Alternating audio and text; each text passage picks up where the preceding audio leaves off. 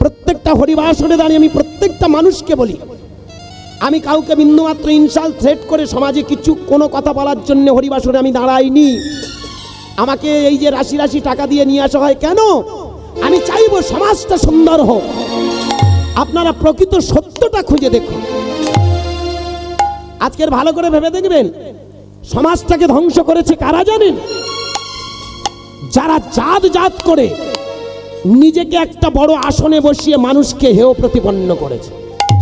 ভালো করে ভেবে দেখবেন, যে সময়টা নিমাই চাঁদ জন্মগ্রহণ করেছিল সমাজটা বড় ভয়াল ভয়ঙ্কর।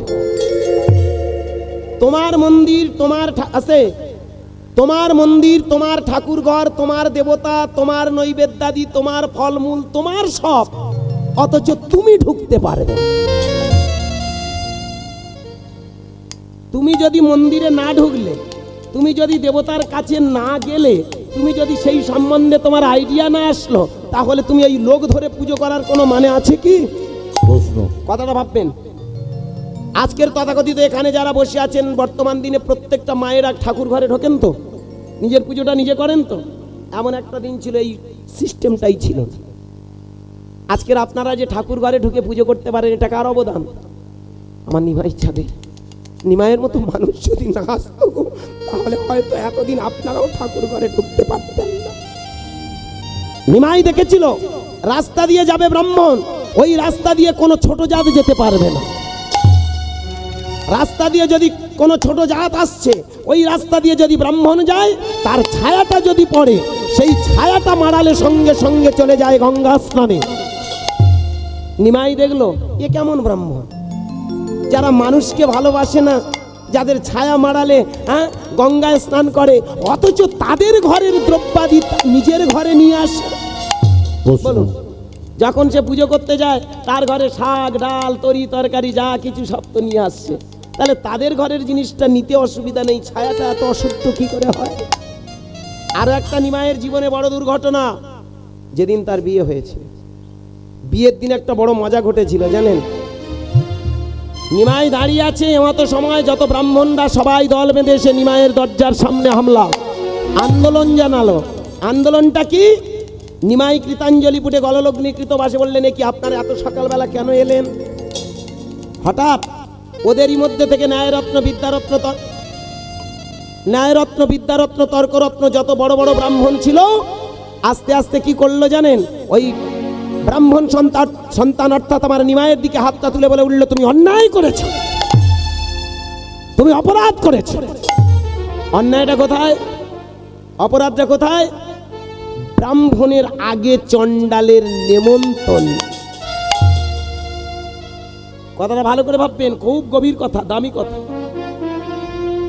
ব্রাহ্মণের আগে চণ্ডালের নেমন্তন্ন করেছে বলে ব্রাহ্মণরা দল বেঁধে এসে নিমাইয়ের বাড়িতে চড়াও হলো। নিমাই শুধু একটাই কথা বলা, আচ্ছা বলুন না, আপনিও মানুষ ও মানুষ, তাহলে ওকে যে আমি নেমন্তন্নটা করেছি, আপনার শুধু আগে আমি নেমন্তন্ন করেছি, এটা আবার কিসের অপরাধ? ওদের মুখ থেকে বেরিয়ে এলো অপমান করেছে। সেখানে দাঁড়িয়ে নিমাই চাঁদ একটা কথা বলেছিল, জন্মেন জায়তে সূত্র সংস্কার ভাবে দ্বিজ বেদ পঠিত ভাবে বিপ্র ব্রহ্ম জানতি ব্রাহ্মণ। ব্রাহ্মণ কাদের বলে জানেন? ওই দুটো হংনম ডংনম চংনম তংনম পংনম দুটো ফুল দুব্য নিয়ে ঠাকুরের পায়ে ছুঁড়ে দেওয়াটাই ব্রাহ্মণ নয়। ব্রাহ্মণ কারা? জন্মেন জায়তে সূত্র, জন্মমাত্র সবাই সমান, সংস্কার ভাবে দ্বিজ। যেদিন সংস্কার হয় সেদিন তাকে দ্বিজ বলা হয়, মানে গলায় যোগ্য সূত্রটা পড়ে। এখনকার দিনে রাগ করবেন না, কষ্ট পাবেন না। বর্তমান দিনে যারা ঠাকুরমশাই হয়েছে, এখনো 14 আনা লোক আমি দেখেছি যারা এই সংস্কার হওয়ার পরে এই পৈতেটার মানে বোঝে না। আমি একটা ঠাকুরমশাইকে প্রশ্ন করেছিলাম যে, ঠাকুরমশাই তোমরা তো যজ্ঞসূত্রটা নিয়েছো, খুব ঠান্ডা মাথায় বলো তো যজ্ঞসূত্রের ভিতরে কারা কারা আছে? বলে অনেক দেবতা আছে। তা কতগুলো দেবতা আছে একটু আমায় বুঝিয়ে বলো, তোমাদের শাস্ত্রভিত্তিক বলো। বলে ও অনেক দেবতা আছে। তাহলে দেবতা যদি থাকে তাহলে আসতে ওটা নিয়ে মদ খাচ্ছে কেন? ওটা নিয়ে গাঁজা খাচ্ছে কেন? ওটা নিয়ে সে চরিত্রহীন হচ্ছে কেন?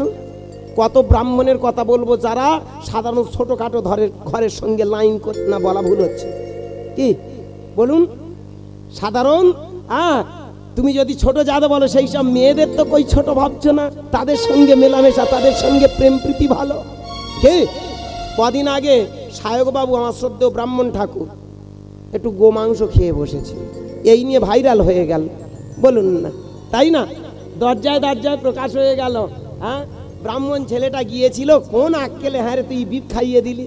কি আমার একটা প্রশ্ন গোসাই, অবশ্যই তারা কোথায় কি ভুল করেছে সেটা পরে ভাববো, ভুলটা তো তোমার প্রথম। তুমি ব্রাহ্মণ সন্তান হয়ে কোন আক্কেলে ওই হোটেলে গেলে? যারা ব্রাহ্মণ হয় তাদের তো কোনোদিন মাছ মাংস ভক্ষণ নিষেধ। বিশেষ করে সব থেকে বড় কথা, যেখানে পেঁয়াজ রসুন গেরি গেরি হচ্ছে, যেখানে মাছ মাংসের লড়াই হচ্ছে, সেইখানে তুমি কোন হিসাবে গেলে হয়? তুমি আজকের জানিয়ে দিলে যে আজকের শুধুমাত্র আমি একা নই, চুপি সারে এরকম হাজার হাজার লাখো লাখো জিনিস আছে। তাহলে তোমাদের প্রতি শ্রদ্ধাটা আস্তে আস্তে আমাদের তো শেষ হচ্ছে। কি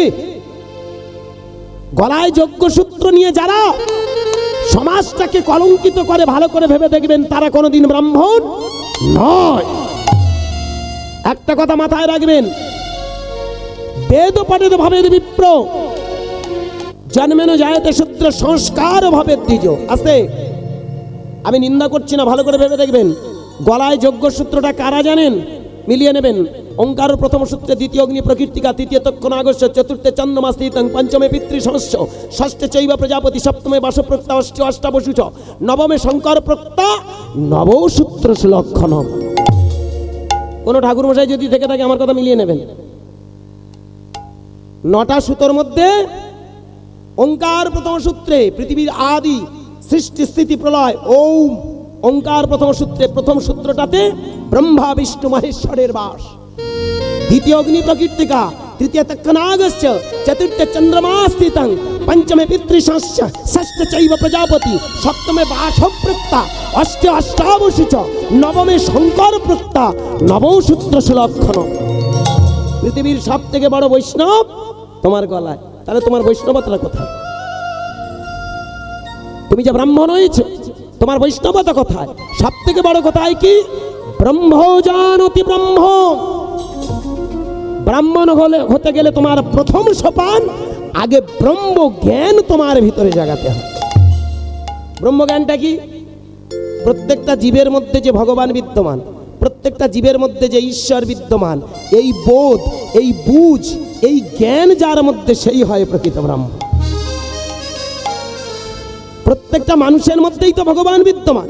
500 বছর আগে নবদ্বীপের ছেলেটা দেখিয়ে দিল ভগবান ভগবান খুঁজছো, আগে জানো who is god and what is he. ভগবানটা কি, ভগবানটাকে আগে জানতে শেখো। তাই তো নিমাই চাঁদ বললেন, এই যে জাতপাতগুলো সমাজটাকে দগ্ধীভূত করে রেখেছে, মানুষকে বিভ্রান্তিতে ফেলেছে, মানুষকে শেষ করেছে, সমাজটাকে ধ্বংস করে দিয়েছে। এই যে আমি হিন্দু, আমি মুসলমান, আমি খ্রিস্টান, আমি ধনী, আমি গরিব, আমি উঁচু, আমি ব্রাহ্মণ, আমি ক্ষত্রিয়, আমি বৈশ্য, এই যে জাতাজাত মানুষকে শেষ করে দিয়েছে। আজকের বর্তমান দিনে ভালো করে ভেবে দেখবেন, আমরা জাত জাত করে শেষ। কোনো ব্রাহ্মণের যদি শরীর খারাপ হয়, সে গিয়ে কি ব্লাড আসে, ব্লাড ক্যাম্পে গিয়ে বলবে কি আমি ব্রাহ্মণ, আমার ব্রাহ্মণের রক্ত দাও? কি বাবা? কোন বৈষ্ণব নিরামিষ খেয়ে খেয়ে পেটে সেল্লা পড়িয়ে দিয়েছে, চৈতন্যকে মালা পরে দুবেলা হরিনাম জপ করে, তার যদি রক্তের প্রয়োজন হয়, সে কি বলবে কি যে বাবা আমি নিরামিষ খাই, আমি বৈষ্ণব মানুষ, আমার বৈষ্ণবের রক্ত দে? প্রশ্ন, ওই বৈষ্ণবের রক্ত খুঁজতে খুঁজতে ও ঠান্ডা হয়ে যাবে। ব্রাহ্মণের রক্ত খুঁজতে খুঁজতে ও ফটনা চলে যাবে। সেখানে প্রমাণ, মানুষের দেহে রক্তের 4টে গ্রুপ আছে, এ বি এ বি ও। কি তাই তো বাবা? তাই না? 4টে গ্রুপ। এবার নেগেটিভ পজিটিভ আছে। তাহলে এই যে 4টে গ্রুপের বাইরে গিয়ে কিছু চাইবে কি? তোমার ব্লাডটা টেস্ট করার পরে বলে দেবে যে আমার এই গ্রুপের রক্ত চাই। হয়তো দেখা গেল তুমি ব্রাহ্মণ, আর কেউ হয়তো দেখা গেল সে গরু ছাগল খেয়ে রক্তটা তৈরি করে ব্লাড ডোনেশন ক্যাম্প হয়েছিল, তাকে দিয়ে এসেছে, সেটার সঙ্গে মিলে গেল। কোথায় গেল তোমার ধর্ম? এই কোন মৌলভী সাহেব গিয়ে যদি বলে যে আমার মুসলমানের রক্ত দাও, পাবে কি? হয়তো দেখা যাবে কোনো খ্রিস্টানের রক্তের সঙ্গে, কোনো হিন্দু রক্তের সঙ্গে, এই তার রক্তের সঙ্গে মিশে গেল, তখন কোথায় দাঁড়ালো তোমার ধর্ম? প্রশ্ন। ধর্মের দেশ এই ভারতের, ধর্মের নেই ঠিকানা, নকল ধর্ম চর্চা করে আমরা শান্তি খুঁজে কেউ পেলাম না। তাই গৌর হরিব। আগো মায়েরা, বর্তমান দিনে ধর্ম ধর্ম করি, ধর্ম কথাটার এখনো মানেই বুঝি না। ধর্ম মানে খোলকর্তাল, ধর্ম মানে মঠ মন্দির, ধর্ম মানে মসজিদ, ধর্ম মানে হরিনাম, ধর্ম মানে ভগবান, ধর্ম মানে নিরামিষ খাওয়া, ধর্ম মানে একাদশী, ধর্ম মানে করতাল বাজানো, কি? কিন্তু না, বেদের যুগে বললেন ধর্ম কথাটার মানে জানো? ইয়া ভারতী সাধারণ। আস্তে, কত বড় দামি কথা দেখুন। ইয়া ধারয়তি সাধারণ, যার বাড়িতে ঋগ্বেদ সংহিতা আছে, আপনি এখনই খুলে গিয়ে দেখুন, সেখানে প্রমাণ আছে যেটা ধারণ করলে তুমি টিকে থাকবে, যেটা ধারণ করলে সমাজ টিকে থাকবে, যেটা ধারণ করলে রাষ্ট্র টিকে থাকবে, যেটা ধারণ করলে বিশ্ব টিকে থাকবে। প্রেম, প্রীতি, ভালোবাসা তথা প্রকৃতির যে সহজাত প্রবৃত্তি, ন্যাচারাল ইনস্টিংক্ট ইজ রিলিজিয়াস। কথাটা ভালো করে ভাববেন। যাহা প্রকৃতির নৈতিক নিয়ম, যে নিয়মের ধারাবাহিকতা ধরে এসেছি, কালের নিয়মে আমরা সবাই ভালো থাকবো, একে অপরে বাঁচবো, একে অপরকে ভালোবাসবো, এর নাম হলো ধর্ম। এই জন্য দেখবেন একজন আছে যারা অনুকূল ঠাকুরের ভক্ত, অনুকূল ঠাকুর একটা দামি কথা বলেছিল, যারা অনুকূল ঠাকুর, জয়গুরু, যারা অনুকূল ঠাকুরের ভক্ত ভালো করে ভেবে দেখবেন, সেখানে প্রমাণ করা আছে কি, অন্যে বাঁচায় নিজে বাড়ে, ধর্ম বলে জানিস না। আমি বাঁচবো, অপরকে বাঁচাবো, তার নাম ধর্ম। ওই মন্দির ভাঙা, মসজিদ ভাঙা, মানুষের উপর কষাঘাত করা, তাকে আগুনে পুড়িয়ে দেওয়াটা ধর্ম নয়, একদম নয়। মূর্তি ভাঙাটাই ধর্ম নয়। মানুষকে শ্রদ্ধা করো, একে অপরকে আপন করো। এই আপন যদি না করতে পারো, তাহলে যেন তুমি প্রকৃত অধার্মিক। বেদে তাদেরই বলা হয়েছিল অসুর। অসুর মানে কি? ওই নাক বড়, চোখ বড়, কান বড়, নাক বড়, দাঁত বড় নয়। অসুর মানে কি? যারা সুরে চলে না, ছন্দে চলে না, তালে চলে না, একদম। সমাজটাকে যারা শোষণ করে, সমাজটাকে যারা হীন প্রতিপন্ন করে, সমাজটাকে যারা দগ্ধে পুড়িয়ে ছারখার করে, তারাই হলো অসুর। ঠিক। আজকে সেইখানে দাঁড়িয়ে ভালো করে ভেবে দেখবেন, আমার নিমাই চাঁদ চাইলেন আমি প্রকৃত সুরে ওদেরকে ফিরিয়ে আনবো।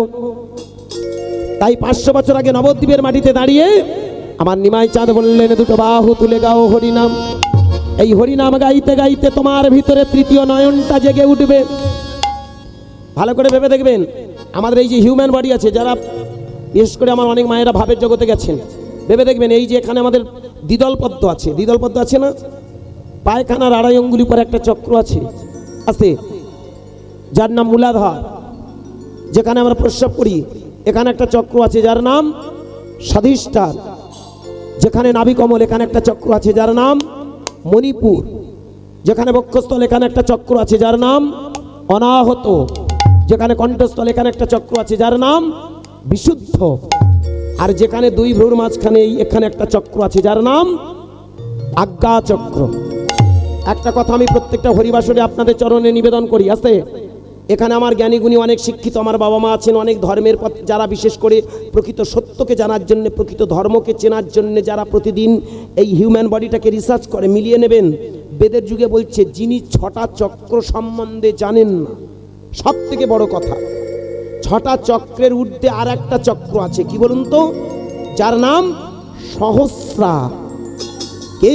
তাই না বাবা? যেখানে তথাকথিত আমার সাধুগুরুরা চৈতন রেখেছে, অনেকের নামে চৈতন রেখেছে, মদন রেখেছে, হারান রেখেছে, পরাণ রেখেছে, দেখে বলে আমি চৈতন রাখবো। আমাদের পাড়ায় তো ওই কায়দার চৈতন এখন কাঁড়ি। ও যদি চৈতন রাখতে পারে, আমি রাখবো না। এবং শুধু চৈতন রাখেনি, বেশ লম্বা মতো চৈতন, তরমুজের টাটা ফেল করে যাবে না, বলা ভুল হচ্ছে, হরে কৃষ্ণ।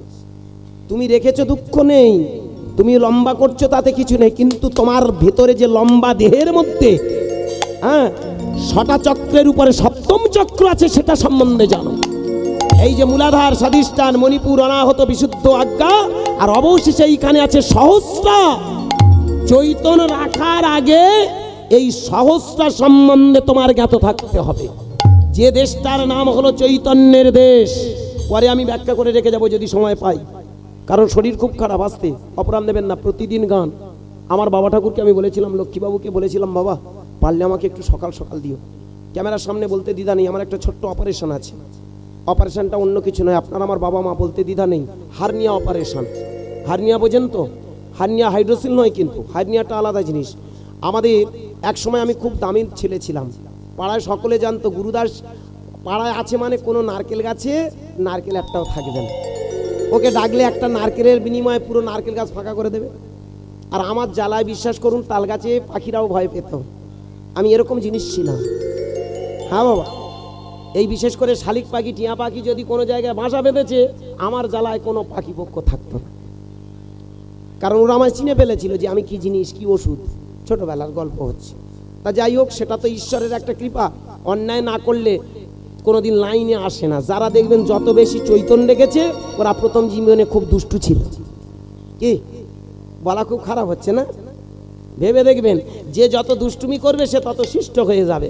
ওই রত্নাকর যদি লোকে ধরে ধরে না ঠেঙাতো, ও কোনোদিন রত্নাকর থেকে বাল্মীকি হতো না। এটা যুগে যুগে ভালো করে ভেবে দেখবেন। দুটো কায়দার সাধক হয়, এক জন্মলগ্ন থেকে আর এক এখানে ঘা খেয়ে। তা যাই হোক, এক সময় আমি নিজের গাছে উঠে ডাব পাড়তে উঠেছিলাম। সেদিন আমার বাড়িতে পুজো, পয়লা চৈত্র। এটা আজও মনে আছে, আজ থেকে অনেক দিন আগে। তো সেই বাড়িতে উঠে যখন ডাব পাড়তে উঠেছি, ডাব গাছ থেকে গুদুম করে নিচে পড়ে। তারপর থেকে আমার এই হার্নিয়াটা হয়। হার্নিয়া মানে কি জানেন? আমাদের এই যে পেটে একটা নেট থাকে, এটা প্রকৃতির দান। ওই নেটটা ফেটে গিয়ে আমাদের যে অন্ত্রগুলো আছে, ক্ষুদ্রান্ত্র বৃহৎন্ত্র, ওই যে নাড়িগুলো আছে, ওই ছোট্ট ফুটো হয়ে যায়। ফুটোর ভিতর দিয়ে বারবার নাড়িটা ঢুকতে আসতে থাকে। ওটা খুব যন্ত্রণা দেয়। যাদের আছে আপনারা জানেন, হার্নিয়াটা সেটাই। হার্নিয়া মানে একটা ছোট একটা বড় নয়, ক্ষমা করবেন। তো হরিবাসরে দাঁড়িয়ে নিজের কথা বলছি, ক্ষমা প্রার্থী। তো আমার সেই হার্নিয়া অপারেশন করা আছে, একটা নেট দিয়ে কোনো রকমের লাইন করা আছে। ডাক্তার একটু বলেছে, বাবা রেস্ট্রিকশন মেনে গান বাজনা করো, আর বেলা মোটামুটি রাত 10টার পরে আর গান করো না। এই জন্যে যারা আমায় বলে যে বাবা দিনে দুপালা গান গাও, আমি বলি বাবা পারবো না। টাকা ঠাকুরের কৃপায় আপনাদের আশীর্বাদে অনেক টাকা কামাচ্ছি, আমি দুপালা গান গাই না। সারাদিনে এক পালা করে প্রতিদিন গান থাকে, প্রতিদিন গান। আগামীকাল গান আছে দুপুর 1টা থেকে দক্ষিণ দুর্গাপুরে।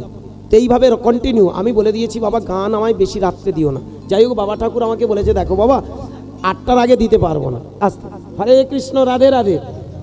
হ্যাঁ, তো শুধু আমি এইটুকু বলবো, আপনারা কৃপা করে আমাকে একটু চরণধুলো দিয়েছেন, এটা আমার অনেক বড় সৌভাগ্য। আজকের এই অসুস্থ শরীর নিয়েও আমি চাইবো আমি যতটুকু পারি আপনাদের চরণে নিবেদন করে যাব। অনুরোধ, এ হয়তো সারা জীবন থাকবে। মানুষ কেউ সুস্থ নেই, কেউ আছেন নাকি? সুস্থ মানুষ একজন কেউ আছেন? হাত তুলতে পারবেন? দেখি কে সুস্থ আছে। খবর আছে কি? নিতাই গৌর হরি। যাই হোক, জীবন মানেই যন্ত্রণা, এই নিয়ে জীবন এগিয়ে যাওয়া। তো শুধু এইটুকু আমি মায়েদের কাছে বাবা বলবো, যদি সময় থাকে আমি প্রাণপণে চেষ্টা করব। শুধু এইটুকু মাথায় রাখুন, মূলাধার, স্বাধিষ্ঠান, মণিপুর, অনাহত, বিশুদ্ধ, আজ্ঞা আর সহস্রা আছে। এই মানব জীবনে যে আমাদের এই যে হিউম্যান বডির ভিতরে আছে, পায়খানার 2.5 অঙ্গুলি পরে মূলাধার, প্রস্রাবের দ্বার স্বাধিষ্ঠান, নাভিকমল, মণিপুর, বক্ষস্থল, অনাহত, কণ্ঠস্থল, বিশুদ্ধ, 2 ভ্রূর মাঝখানে আজ্ঞা চক্র, আর আমাদের এই মস্তিষ্ক তথা এখানে আছে সহস্রা। এই 6টা চক্র, সাথে 7ম চক্র সম্বন্ধে যদি না জানা থাকে, সারা জীবন হরিনাম করুন, সবটাই বৃথা। বাবা, এটা শুনতে খারাপ লাগলো, এটা চরম সত্য। যারা অঙ্কের সূত্র জানে না, সারা জীবন খাতা চোতা নিয়ে বসেও অঙ্ক মেলাতে পারবে না। কি মেলাতে পারবে? কি অ্যালজেব্রাতে আমাদের বীজগণিতে একটা জায়গা দারুণ দেখবেন। আমাদের তখন যখন পড়াশোনা করতাম, তখন আমি দেখেছি মাস্টার বারবার বলতো যে বাবা একটু অঙ্কর সূত্রগুলো মুখস্থ করো, আস্তে আস্তে অঙ্কের সূত্রগুলো মুখস্থ করো। a+b² সূত্রটা কি আমার জানা আছে। কোন ক্লাস চলছে মা? স্কুলে যাস না? পাগলি মেয়ে, স্কুলে কেন যাস না? কি সুন্দর ভগবান তো রূপ দিয়েছে, আর রূপের সঙ্গে গুণটা কাজে লাগাতে পারলি নে। যাকে হয়নি আর কি হবে, যদি যাস যাস, লজ্জা করে যদি না বলিস বল। স্কুলে যায় না সত্যি সত্যি? কেন? বাবা মা পাঠায় না কি? এখানে অনেক মায়েরা আছেন, আসতে অনেক বাবা আছেন। a+b² সূত্র কি গো বলুন? না বাচ্চারা পারবে না, এগুলো 7, 8, 9, 10 না হলে হবে না।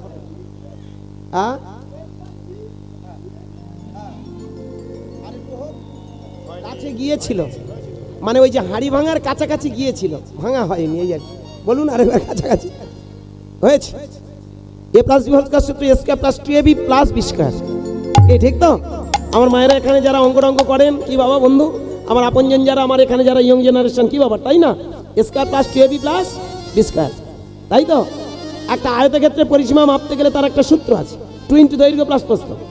একটা বর্গক্ষেত্রে পরিসীমা মাপতে গেলে তারও জন্য 4 ইন্টু একটি বাহুর দৈর্ঘ্য, সূত্র ছাড়া কোনোদিন কোনো অঙ্ক মেলে না। ঠিক লাইফ ইজ ম্যাথমেটিক্স। ভালো করে ভেবে দেখবেন, আমাদের জীবনটাই একটা অঙ্ক, আর সেই অঙ্কের জায়গায় যদি আমাদের সূত্রটা না মেলে, আপনারা এই যে হরিনাম করেন, আমার নিমাই চাঁদ হরিনাম করে দেখিয়ে দিল, তোমাদের এই চোখটা সেদিন ফুটবে যেদিন তোমাদের ভিতরে শতচক্র সম্বন্ধে আইডিয়া হবে। এই যে আসতে পায়খানা, রানী অঙ্গুলি পরে মূলাধার, স্বাধিষ্ঠান, মণিপুর, অনাহত, বিশুদ্ধ, আজ্ঞাচক্র। দেখো এই ভিতরে যখন তোমার এই নামের ধ্বনি প্রকাশ হবে, সেদিনই জানবে তোমার এই মানব জীবন ধন্য হবে, চোখ ফুটে যাবে। আর যেদিন চোখ ফুটে যাবে সেদিন বুঝতে পারবে তুমি কোন জাতের। এই জন্য ভালো করে ভেবে দেখবেন, আমরা যদি দেহতত্ত্ব না জানি, আমার নিমাই চাঁদকে যদি না চিনি, তাহলে জানবেন হরিনাম ফল ফলে না, শুধু দুবেলা আসে। দুবেলা নিমাই চাঁদের পুজো করে কোনো লাভ নেই। একটা ভারী কথা বলে যাই, যারা নিমাই চাঁদের শুধুমাত্র পুজো করে, যারা কৃষ্ণের শুধু পুজো করে, যারা গোপালের কাছে কোলে নিয়ে কোলের কাছে বসে বসে দুবেলা শুধু খেতে দেয়, আমি বলবো গোপাল কোনোদিন খাবে না, কৃষ্ণ কোনোদিন ছোবে না, আর নিমাই চাঁদও কোনোদিন ঘুরে তাকাবে না।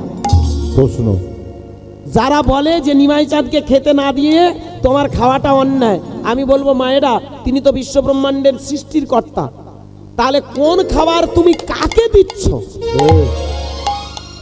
এটা শুনতে খারাপ লাগলেও আমার কথাটা ভালো করে ভেবে দেখবেন, সংস্কার মুক্ত মন ছাড়া এই কথাগুলো বুঝতে পারবেন না। এই পৃথিবীতে যা খাবার সবই তো সেই স্রষ্টার সৃষ্টি।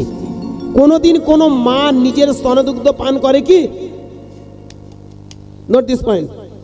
কোনোদিন কোনো মা তার নিজের স্তনদুগ্ধ খায় কি?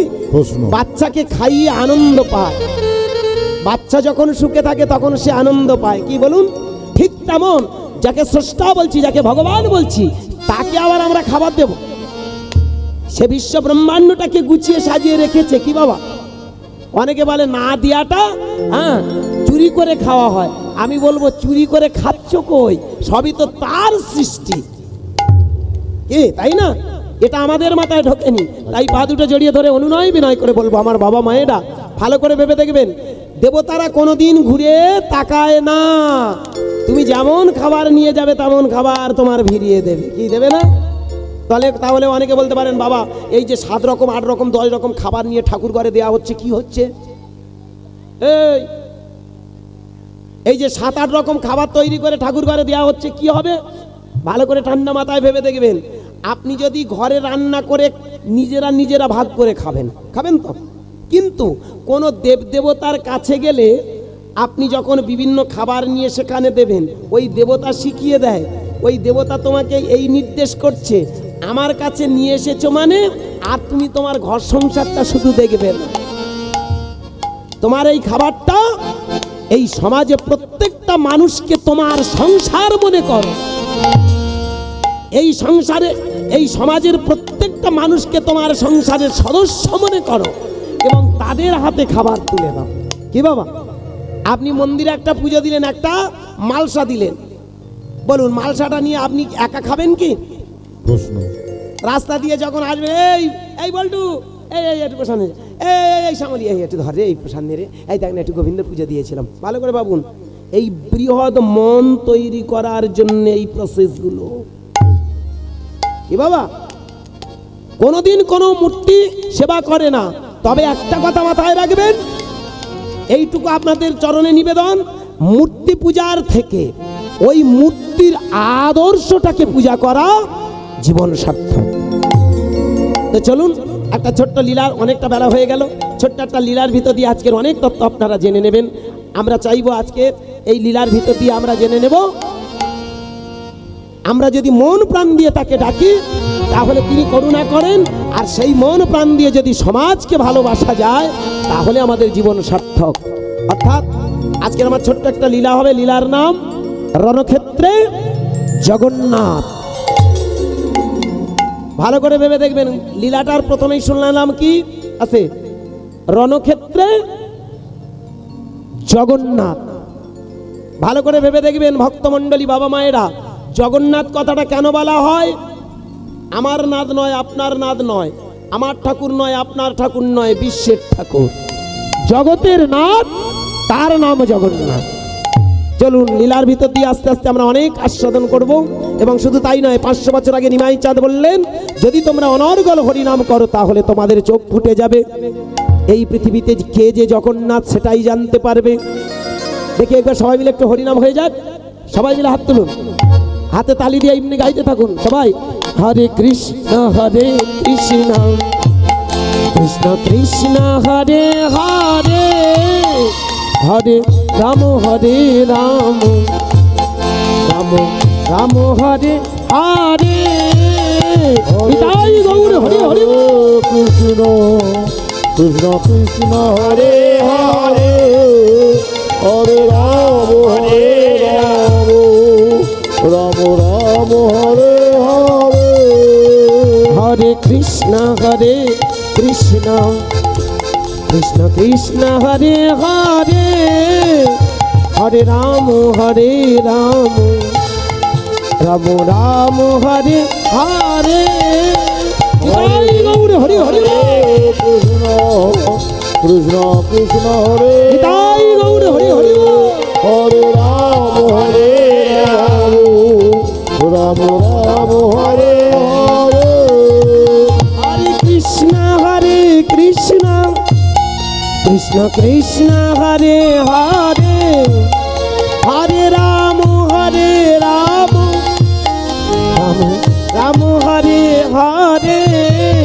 হরে কৃষ্ণ কৃষ্ণ কৃষ্ণ হরে হরে, হরে রাম রাম রাম হরে হরে। হরে কৃষ্ণ কৃষ্ণ কৃষ্ণ হরে হরে। নিতাই গৌর হরি হরি হরি। হরে রাম রাম রাম হরে হরে। হরি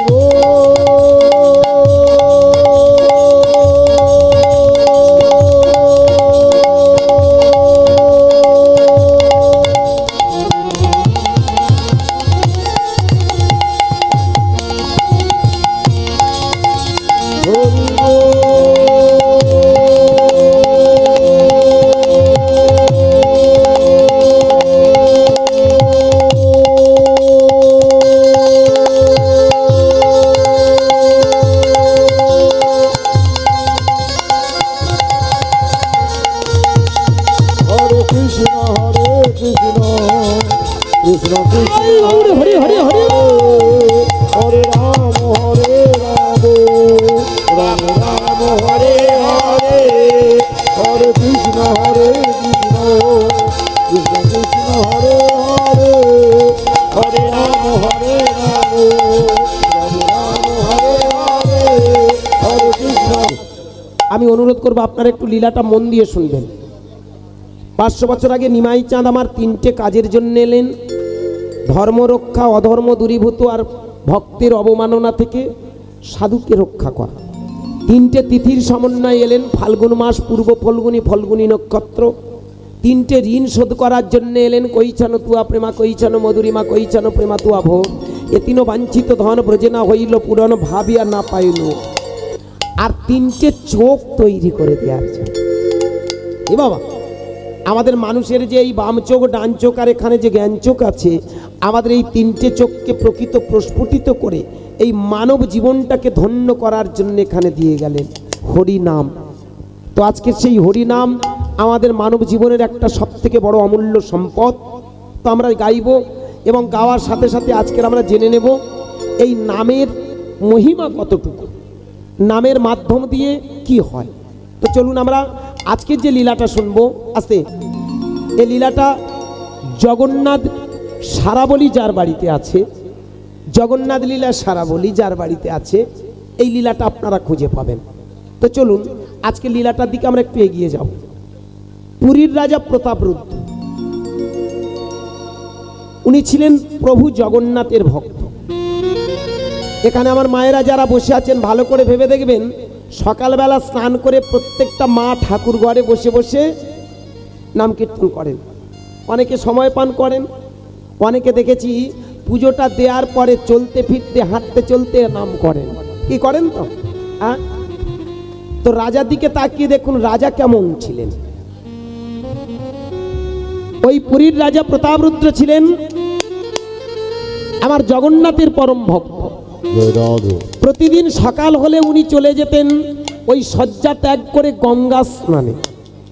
ভালো করে মন দিয়ে শুনবেন, কথাগুলোর মধ্যে দারুণ তত্ত্ব আছে, শুধু লীলা নয়। আস্তে আস্তে, এত কথা নয় বাবা, হরিবাসরে দাঁড়িয়ে অনুরোধ করবো আপনারা কথা বলবেন না, কথা একটু কম।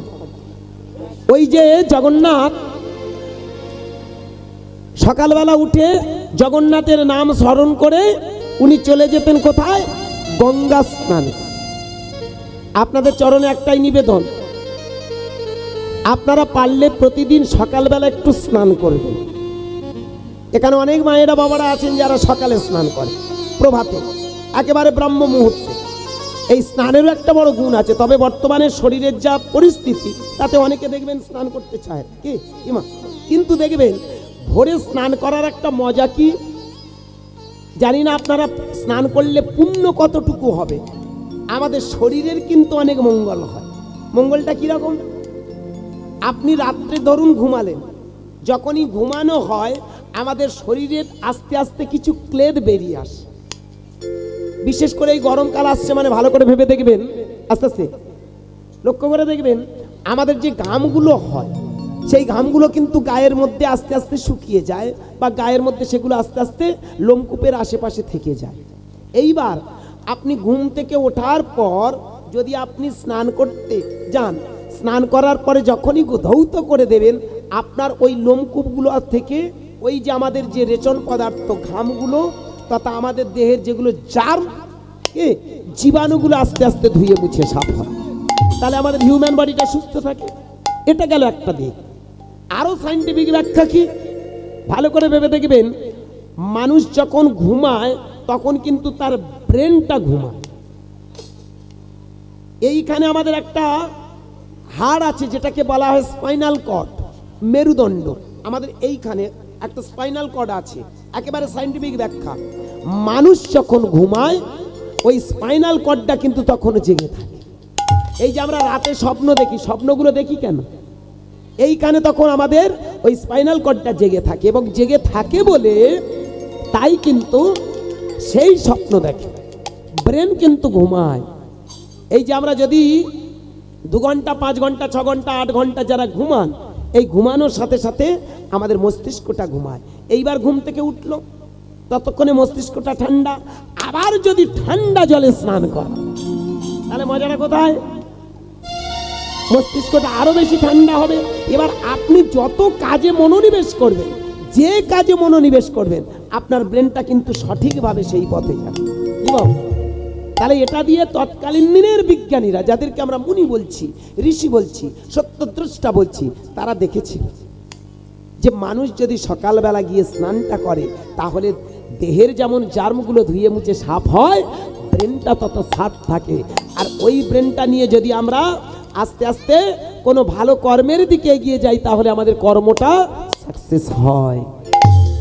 ভালো করে ভেবে দেখবেন আমার মায়েরা, আমা অনেক মায়েরা আছেন স্নান করে বসে বসে হরিনাম, এই হরিনামটা কেন করেন ভেবে দেখবেন, আমাদের ব্রেনের মধ্যে যখন ভাইব্রেশন হয় এই ওঙ্কার কৃষ্ণ কৃষ্ণ কৃষ্ণ রাম রাম রাম নারায়ণ নারায়ণ নারায়ণ, এই যে ওঙ্কার ধ্বনিটা যখন আমাদের দেহের মধ্যে বারবার স্ফুরণ হয়, ওটা তখন মস্তিষ্কটাকে সুস্থ মস্তিষ্ক তথা একটা হ্যাপি গ্রোথ নিঃসরণ হয়। কথাটা ভালো করে ভাববেন কি বাবা, এই হ্যাপি গ্রোথটা যখনই নিঃসরণ হয় আমাদের হিউম্যান বডিটা খুব আনন্দে থাকে। আর মানুষ যত বেশি আনন্দে থাকবে তার কর্মটা তত আনন্দের হয়। কর্মটা তত সঠিক হয়। কি আমার কথাটা একটু বোঝা গেল বাবা? এখানে যারা একটু বিজ্ঞান মনোভাবের ছেলে আছেন ভালো করে ভেবে দেখবেন, এই জন্যে কিন্তু স্নানের প্রসেস। তবে অনেকে বলেন সকালবেলা আর গঙ্গা কোথায় পাবো গো, আমরা তো পুকুরে স্নান করি। রাজা যেত গঙ্গা স্নানে। গঙ্গায় কেন স্নান করা হয়? আপনারা অনেকে দেখবেন যখনই বিশেষ করে সাগরের মেলা আসে আপনারা স্নান করতে যান, জানতো? স্নান করলে কি হয়? অনেকে বলে এই যে স্নান করলে কি হয় জানো? 10 অশ্বমেধ যজ্ঞের ফল হয়, কোটি নরমেধ যজ্ঞের ফল হয়, সব পাপ তাপ ধুয়ে যায়। আমি বলবো পা দুটো জড়িয়ে ধরে অপরাধ নেবেন না বাবা। কতটা যজ্ঞের ফল হবে বলতে পারবো না। এগুলো মানুষকে বলা মানে তাকে বেশি গঙ্গার দিকে প্রবাহিত কর, অ্যাকচুয়ালি তাকে খারাপের পথ থেকে ভালোর পথে টেনে নিয়ে যাওয়া। গঙ্গায় স্নান করলে কোনোদিন ওই দশাশ্বমেধ যজ্ঞের ফল হয় না, যদি ভেতরটা না স্নান করানো হয়। অঙ্গার শতধৌতে না মলিনত্ব নমুঞ্ছতে, তব কয়লা কি ময়লা ছোট আগ কর প্রবেশ। আপনি যতই গঙ্গা স্নানে যান না, ওই অশ্বমেধ যজ্ঞের ফলও হবে না, কোনো পুণ্য হবে না, যদি ভেতরটাকে না তৈরি করতে পারেন। শুধু আপনি ছুটে ছুটে গঙ্গা স্নানে যাবেন, খুব হচ্ছে। এই কদিন আগে দেখি সব ভৈমী একাদশীতে আমাদের পাড়ার মায়েরা যারা বিশেষ করে 60, 65, 70, ওরা বলে কি করব গুরুদাস, আর তো আমরা হাঁটতে পারি না, পায়ে শুধু বাত। বলো না মা, যে হারে মাংস খাচ্ছি বাত ধরবে না? না, বলা ভুল হচ্ছে। হ্যাঁ, বলো না মা, যে খাবারগুলো খাচ্ছি একটু বাত বেশি হচ্ছে, তাই না? ইদানিং এই বাতে জ্বালায় দাঁড়াতে পারি না, বলুন না। এই বয়সে মাগো কি বলবো, এখন ভালো করে কোমরে মুড়তে পারি না। তবে মাংস বেশি খাই না মা, মিথ্যে কথা নয়, করি বল। কিন্তু কি হয় জানি না, বেশি টাকার লোভে হয়তো বাদ ধরতেছে। বলুন না, এই দাঁড়িয়ে দাঁড়িয়ে 4 ঘন্টা 5 ঘন্টা চারটিখানি গল্প, বাদ ধরবে না? তো যা পারে হয় হোক, তো টাকা আছে যখন খানিকটা একটু উপশম হবে, কিন্তু টাকায় বাদ ছাড়বে না, জেনে নিয়েছি। যাক, ভক্তমণ্ডলী বাবা মায়েরা, সেই বুড়িটা বলছে, বুড়ি গোটা কজনা বলছে, জানিস গুরুদাস, আমাদের বাতের জ্বালায় আমরা আর কোথায় ওই গঙ্গায় যেতে পারি না। পাশে দেখি একটা খাল আছে, সেই খালে টুকটুক করে ডুবে দেখি না বাড়ি এসে ভৈমী একাদশীর ব্রত করি। আমি বলি কি ব্যাপার হলো, তোমরা গঙ্গায় গেলে না টুকটুক করে এখানে ডুবলে? বলে ওই তো গঙ্গায় স্নান। তা আমি বললাম, তা গঙ্গায় তুমি স্নান করতে গেলে না, খালে চান করলে, তা তোমার পুকুরে স্নান করতে অসুবিধে কোথায়? কি তুমি জানো কি তোমার পুকুরে 7 সমুদ্রের জল আছে? বলে দূর, ওটা কি হয় রে? কেন পুকুরে 7 সমুদ্রের জল থাকবে না বলুন? হ্যাঁ, খালে গঙ্গার জল আসে। আমা ঠিক কথা, ভালো কথা। খালে যদি গঙ্গার জল আসে, গঙ্গা পবিত্র। আচ্ছা বলো, তোমার গরমকালে যখন এই বাষ্পগুলো হয়ে ওপরে উঠে চলে যাচ্ছে তো জল বাষ্প হয় জানেন তো? উনুন সালে একবার 1 মুঠো খড় নিয়ে আর একটা কড়াতে খানিকটা জল দিয়ে দেখবেন একটু ফুটিয়ে দেবেন, দেখবেন ঝরঝর করে মাল উড়ে চলে যাবে না? ও কোথায় যাচ্ছে? আকাশে উড়ে চলে যাচ্ছে, তাই না? আচ্ছা বলুন তো, যখন গরমকাল হয় তখন সব সমুদ্র, সব তীর্থের জলগুলো সব গরম হয়ে ওপরে বাষ্প হয়ে উড়ে যায় না? যায় তো, গিয়ে মিশে যায় কোথায় বলুন তো? আকাশে, তাই তো? আকাশে যখন মিশে যায়, বর্ষাকালে কি শুধুমাত্র নদী নালাতে পড়ে?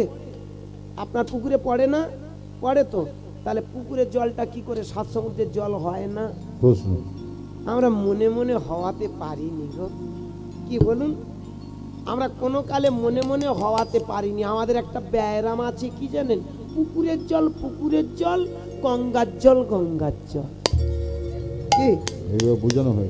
এই ব্যায়ামের জন্য আমরা কোনো কালে আমরা মনের মাঝখানে দোষ কোথায় জানেন? আমরা মনটাকে বৃহতের দিকে কোনোদিন ভাবতে শিখিনি।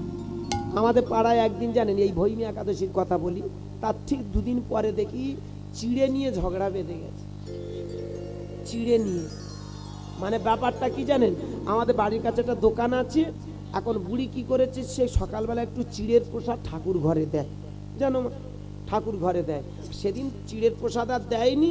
বুড়ি বলে দেখি বরং একটু চিড়ে এনে ভিজিয়ে খাই। প্রতিদিন চিড়ের প্রসাদ খায়। বুড়ি আজকের চিড়ে কি করেছে, দোকান থেকে কিনে এনে মানে ভিজিয়েছে।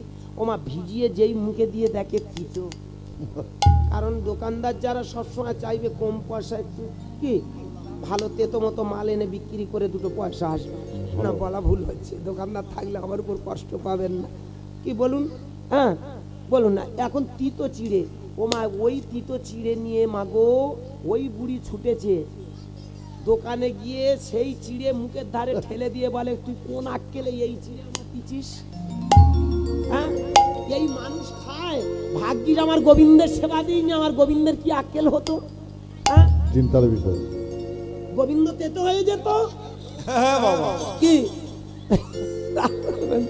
বলুন না, গোবিন্দ তেতো হয়ে যেত না? আর গোবিন্দ তেতো হওয়া মানে সব তেতো হয়ে যাবে। হ্যাঁ, যাকে কি সর্বনাশটা করেছি, এই তেতো মানুষ খায়। ও মাগো, এইবার সে দোকানদার বলছে, দেখো একটা কথা বলি, তোমরা যেভাবে পয়সা দাও আমি সেইভাবে মালপত্র আনি। আমি কি চিড়ের ভেতর ঢুকবো? চিড়েটা তিতো হয়েছে, আমি কি করব? ওই চিড়ে পাশের এক মা কিনে নিয়ে গেছে। মানে ও যে কিনে নিয়ে গেছে তার পরে এসে আর একজন মা কিনে নিয়ে সে এখন গোবিন্দ মন্দিরে দিয়েছে। কথাটা খুব ভালো তত্ত্ব লুকিয়ে আছে। একদম। সেই যে চিড়েটা নিয়ে গোবিন্দ মন্দিরে দিয়েছে, ও এখন চিড়ে নিয়ে ভিজিয়ে দোকানদারের সঙ্গে এক পোস্ত ঝগড়া হয়ে গেছে। কাপড় তো আর কাপড় ছিল না, কোমরে যতটা পারে হচ্ছে জড়িয়েছে। আর এবার যা মুখের ভাষা, তোর আক্কেল নেই, তোর জ্ঞান নেই, তুই এই টাকায় ছিঁড়ে কিনলিস, লোকের এরম বাঁশ দিস, তোর ঠাই হয়ে যাবি, দেখবি তুই কি হয়। হ্যাঁ গো মা, যেরকম হ্যাঁ গো মা, ঘন্টের মা, হরে কৃষ্ণ, ঘন্টের মা তো ঝগড়া করে বাড়ি ফিরেছে। আর বাড়ি ফেরার সময় ফটকের মার সঙ্গে দেখ, পাড়ায় যেগুলো নাম থাকে, ফটকের মা বলে, হ্যাঁ রে ঘন্টের মা তুই কোথায় গিয়েছিলিস? বলে, কোথায় আর যাবো রে, বলিস নি কোন আক্কেলে না তুই চিড়ে দিবি, ভালো চিড়ে দিবি, তুই এই রকম কোন আক্কেলে এইসব খারাপ চিড়ে দিচ্ছিস? হ্যাঁ, খুব কষ্ট হচ্ছে, বিশ্বাস কর। আর গোবিন্দর ভাগ্যে দিই, ভাগ্যিস দিন। বলে, কার দোকানে? বলে, সে পরে বলবো, আমি বাড়ি যাচ্ছি। এই বলাটা খানিকটা খামতি থেকে গেল। তা উনি তখন ঘন্টে ফটকের মা এসে বলছে, বলে, এই দেখ, তা যাকে ঝগড়া টগড়া করিনি, আমি একটু প্রসাদ করেছি, আমি একটু প্রসাদ তোকে দিই। ওমা তাড়াতাড়ি ঠাকুর ঘর থেকে প্রসাদটা বের করে নিয়ে এখন দিয়েছে। এইবার ঘন্টের মা খেয়ে বলে, পরানটা কি জুড়িয়ে গেল। চিন্তার বিষয়। একই দোকানের মাল, এ আগে এনেছে, ও পরে এনেছে। হ্যাঁ, ভক্তমণ্ডলী ভালো করে কথাটা ভাববেন। ও এনেছে আগে, ও এনেছে একটু পরে। এইবার ও দিয়েছে মন্দিরে, এ ভিজিয়ে খাবে বলে লাইন করেছিল, এ আর মুখে দিতে পারেনি, ও একটু ঠাকুর ঘরে দিয়েছে, ঠাকুরের মুখে দিয়েছে। এইবার ওখান থেকে সেই চিড়েটা বের করে যখন দিয়েছে, খেয়ে বলে, পরান, আচ্ছা তুই কোথায় থেকে মালগুলো আনিস বলতো, এত সুন্দর, এত সুস্বাদু? আরে কার দোকানের চিড়ে? বলে, কেন? হ্যাঁ, ওই পাঁচুর মার দোকানে, সব পাঁচুর মার দোষ। ও তখন বলে, কেন? পাঁচুর মার দোকান থেকে তো আমি এনেছিলাম। হ্যাঁ, এর ভেতরে রাজনীতি চলছে, সিটিংবাজি চলছে। চল, আমি এক্ষুনি যাব। এই চিড়ে আমায় কেন দেয়? বুঝার বাবা সব। আমার দোকানে গিয়ে এইবার হামলা, হারে ওর মার এত ভালো চিড়ে দিয়েছিস, আমার চিড়ে দিসনি কেন? বলে, বিশ্বাস করুন, একই চিড়ে, ওই তো তুমি নিয়ে চলে গেলে, ও এসে ঢুকলো, ও নিয়ে গেল। হ্যাঁ, বুড়ি তখন, আমি ওখানে দাঁড়িয়ে দাঁড়িয়ে ওদের মজাগুলো দেখছিলাম, জানেন। আমি তখন বুড়ো মাকে বলছি, এই দেখো বুড়ো মা, একটা কথা বলি তোমার, ও নিয়ে গোবিন্দ মন্দিরে দিয়েছে, আর তুমি সেই চিড়ে তুমি ভিজিয়ে খেয়েছো। তোমার মুখে তিতো লাগলো, কারণ ওটাতে তুমি তো মন্দিরে ঢোকাওনি। এবার ও যে মন্দিরে দিয়েছে, তুমি কোনোদিন ভেবেছো কি ওই তোমার খাওয়াটার উপরে তোমার মিষ্টতার প্রকাশ? ঠিক বাবা, ঠিক। এই যে যখন আমরা মন্দিরে কোনো খাবার দিই, তার ভিতরে দেখবেন খাওয়াটা আমাদের বড় আনন্দের হয়। কি এই আনন্দের সঙ্গে দেখবেন যত খারাপ খাবার খাক না কেন, সেটা অমৃত লাগে একদম। কি। আর যত তুমি আনন্দের সঙ্গে সেটা খাবে, হ্যাঁ, সে যত খারাপ হোক না কেন, সেটা পবিত্র। তুমি তোমার মনটাকে নিয়ে যদি তোমার পুকুরে স্নান করিয়ে মনে করো, আমি গঙ্গার জলে অবগাহন করলাম, কারণ যে গঙ্গা সারা পৃথিবী জুড়ে আছে, সেই গঙ্গার জলগুলো আকাশে চলে যায়, আর আকাশে যাওয়ার পরে সেই পবিত্র স্থান থেকে ঝরে পড়ে পবিত্র এই ভূমিতে। তোমার মনটাকে যদি সেই জায়গায় দাঁড় করাতে পারতে, তাহলে দেখতে ওই পুকুরের জল আর গঙ্গার জল এক। এটাই গৌর হরি বল। বল হরি। এই কথাটা একটু বোঝা গেল? এই মাইন্ডটা আমরা চেঞ্জ করতে পারিনি আর পারবো না। আমা দেখি, আমি তো বারাসাতের কাছাকাছি ছেলে, আমার বাড়ি মগরাহাট, আমার police station Magrahat, sub division diamond Harbour, কিন্তু দক্ষিণ বারাসাত কলেজে আমি পড়াশোনা করেছি। হরে কৃষ্ণ, নিজের কথা বলছি, ক্ষমা প্রার্থী। আমার কাছাকাছি ওখানে মাধ্যমিক পাশ করি, তারপর আমি দক্ষিণ বারাসাত ধ্রুবচাঁদ হালদার কলেজে ওখানে পড়াশোনা করি। তখন ছিল প্রিন্সিপাল আমাদের শৈলেন হালদার মহাশয়, ওনার চরণে কোটি কোটি প্রণাম। তাছাড়া ওনার অনেক প্রফেসরের বাড়িতে আমি গান করি, যেমন একটা প্রফেসরের বাড়িতে আমি গান গাইতাম। এখন ওনার অসুস্থতার জন্য হরিবাসরটা চালান না। বারাসাত কলেজের প্রফেসর ছিল এন রয়, উনি ইংলিশের প্রফেসর, খুব ভালোবাসতেন। তো ওনার বাড়িতে গান বাজনাও করতাম। তো অপরাধ নেবেন না, আমি যখন ওই কলেজে যেতাম, মা আমার মাঝে মধ্যে, আমার মার কথা বলি, তার গল্প করে আমার নিজের ঘরের কথা, মা আমাকে মাঝে মধ্যে বলতো, এই একটা বোতলে গঙ্গা জল আনবি তো। আমি বলতাম মাকে, মা পুকুরের জলটা হবে না। সত্যি কথা যেটা, লক্ষ্য করে দেখবেন, মা পেটে ধরেছে বলে আমি একরকম, আমার মা আর একরকম। কি পেটে ধরেছে মানে এই নয় যে আমি, আমার মস্তিষ্কটা আমার মায়ের মস্তিষ্ক হবে। কি দশরথ ভগবান বলে, রামচন্দ্র ভগবান বলে দশরথ কিন্তু ভগবান নয়। রামচন্দ্র ভগবান কিন্তু তার ছেলে লব ভগবান নয়। কৃষ্ণ ভগবান কিন্তু বসুদেব ভগবান নয়। এই কথাটা শুনতে খারাপ লাগলেও চরম সত্য। কৃষ্ণ ভগবান কিন্তু তার ছেলে শাম্ব ভগবান নয়। তা ভালো করে ভেবে দেখবেন, আমার মা আমায় পেটে ধরেছে, কিন্তু আমি মাকে মাঝে মধ্যে বোঝাই, ও মা, যত তুমি কুসংস্কারগুলো মাথার ভিতরে ঢোকাবে, তত দেখবে ক্ষতি হবে। তুমি বাড়িতে গঙ্গা জল করছো, পুকুর থেকে জলটুকু নিতে পারো না, বলে কেন, কি হবে, তুই জানা স্কুলে যাচ্ছি, কলেজে যাচ্ছি, জানা নিয়ে আয় না। তা আমি একটা জিনিস লক্ষ্য করি, বারাসাতে যখন আমি গঙ্গার কাছে যেতাম, আমি একটা জিনিস আজও চোখে পড়ে, এবং লক্ষ্যও করে দেখবেন আপনারা, ওই গঙ্গার তীরে যারা বাস করে, তারা দুবেলা কিন্তু ওই গঙ্গার জলে সাবান মাকে স্নান করে। একদম। বলুন, আমরা যাচ্ছি দুবেলা একবার স্নান করে পুণ্যের আশায়, আর যে দুবেলা ওই গঙ্গার বসে সাবান মাখছে, স্নান করছে, ওরা তাহলে কত পবিত্র? ওরা পবিত্র না অপবিত্র? এটা ভাববেন আপনাদের মস্তিষ্ক দিয়ে। দুবেলা গঙ্গায় সাবান মেখে স্নান করলে পবিত্র হয় না। এইখানে দাঁড়িয়ে, আস্তে, এইখানে দাঁড়িয়ে আমার হরে কৃষ্ণ হরে কৃষ্ণ, লক্ষ্য করে দেখবেন, এইখানে দাঁড়িয়ে একজন মহামানব সিদ্ধান্ত দিয়েছিল, অঙ্গার শতধৌতে নাম মলিনত্ব নমুঞ্ছতে, তপ কয়লা কি ময়লা ছোট আগ করো পরবে। রামচরিত মানস, তুলসীদাস কবিরাজ, তুলসীদাসজি লিখেছিলেন, অঙ্গার শতধৌতে ন, অঙ্গার মানে কি, কয়লা, শতধৌতে ন, হাজারবার ধুলেও পরিষ্কার হয় না। ও আপনি যত দামি সাবান, লাক্স সাবান, ডাব সাবান, লাইফ বয় সাবান, যত দামি দামি সাবান আছে সব ঘষুন, কয়লার ময়লা জীবনে যাবে না। যাবে কখন যাবে? ছট আজ্ঞার পরমেশ, ওকে যদি আগুনের মধ্যে প্রবিষ্ট করা যায়, আপনি সারা জীবন গঙ্গা স্নান করবেন, কোনো ফল নেই, যতক্ষণ না কৃষ্ণ নামের দগ্ধা নলে দগ্ধীভূত করা হয়। নিমাই চাঁদ 500 বছর আগে বললেন, এই নামের গুণে দেখবে তোমার দেহ মন পবিত্র হয়ে যাবে, আর যেদিন পবিত্র হয়ে যাবে সেদিন জন্মে তোমার মানব জীবন ধন্য। আজকের হরিবাসরে দাঁড়িয়ে আপনাদের চরণে এটাই নিবেদন, মনটাকে যতক্ষণ না পবিত্র করতে পারবেন, ততক্ষণ ওই যতই গঙ্গা স্নানে যান না কেন, সবটাই বৃথা। এই গল্পে আবার একটা ছোট মনে পড়ে গেল।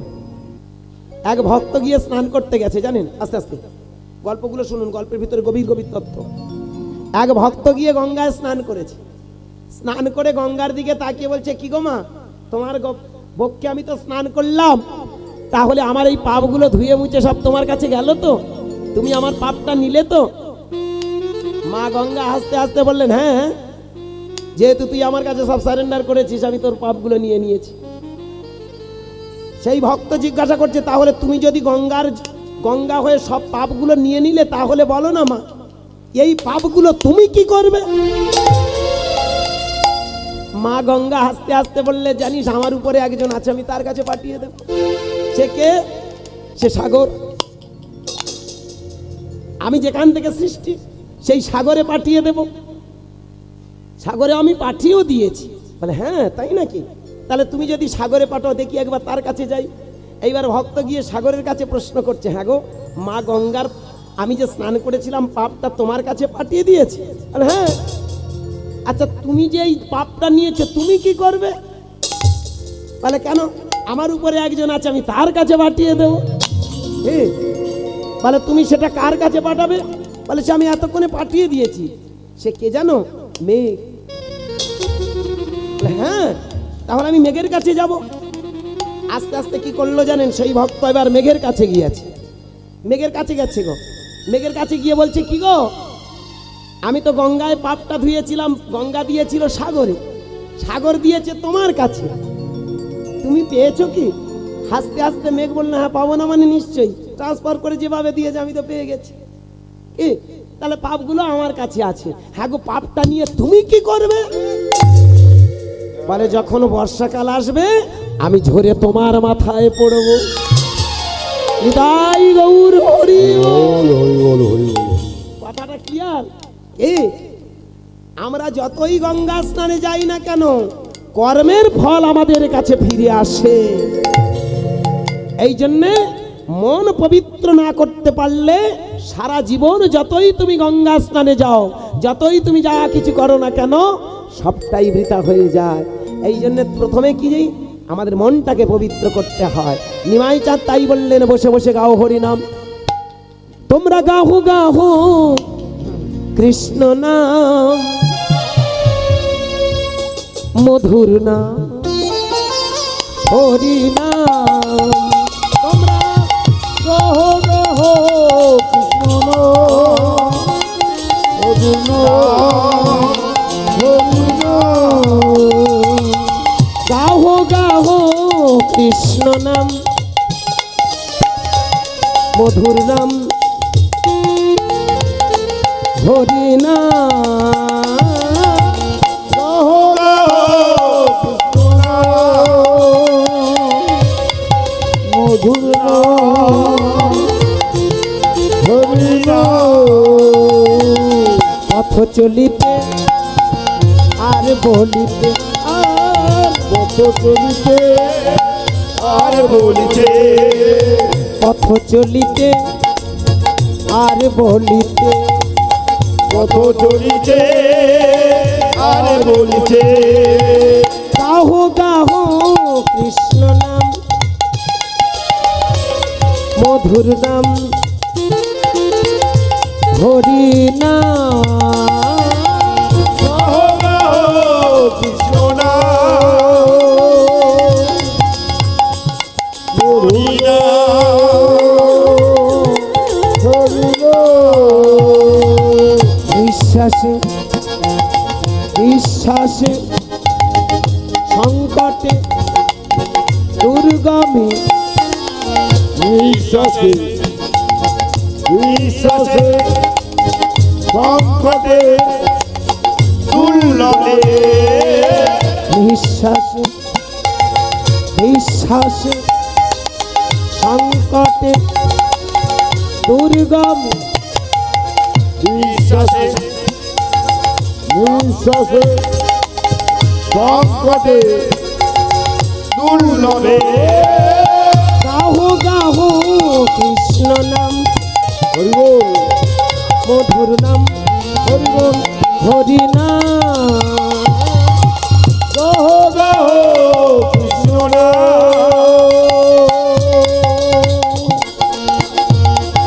প্রভু গো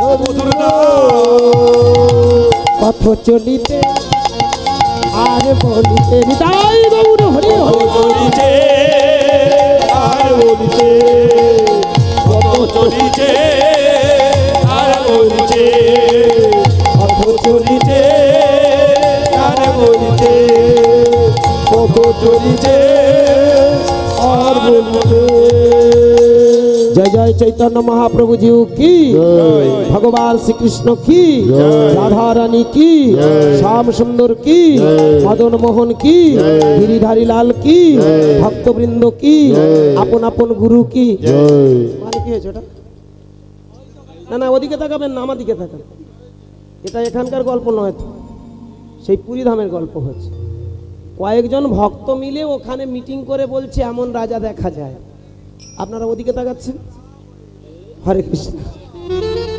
বিষয়টা বোঝা গেল কয়েকজন ভক্ত মিলে জানিয়ে দিল হ্যাঁ এমন রাজা দেখা যায় না দেখো সকাল হলে চলে যায় গঙ্গা স্নানে আর আপন মনে জগন্নাথের গান গাইতে গাইতে আসে মুখে একটাই কথা বলে জয় জগন্নাথ জয় জগন্নাথ জয় জগন্নাথ জয় জগন্নাথ জয় জগন্নাথ জয় জগন্নাথ জয় জগন্নাথ জয় জগন্নাথ জয় জগন্নাথ জয় জগন্নাথ জগন্নাথ জয় জগন্নাথ জয় জগন্নাথ জয় জগন্নাথ জয় জগন্নাথ জয় জগন্নাথ জয় জগন্নাথ জয় জগন্নাথ জয় জগন্নাথ জয় জগন্নাথ জয় জগন্নাথ জয় জগন্নাথ জগন্নাথ স্বামী নয়ন পাত স্বামী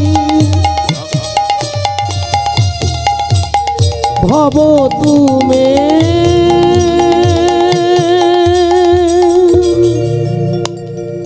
জয় জগন্নাথ জয় জগন্নাথ জয় জগন্নাথ জয় জগন্নাথ জয় জগন্নাথ জয় জগন্নাথ জয় জগন্নাথ জয় জগন্নাথ জয় জগন্নাথ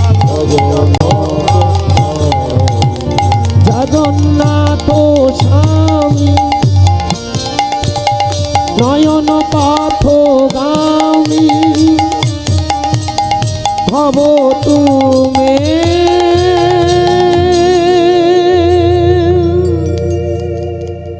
জয় জগন্নাথ জয় জগন্নাথ জয় জগন্নাথ জয় জগন্নাথ জয় জগন্নাথ জয় জগন্নাথ জয় জগন্নাথ জয় জগন্নাথ জয় জগন্নাথ জয় জগন্নাথ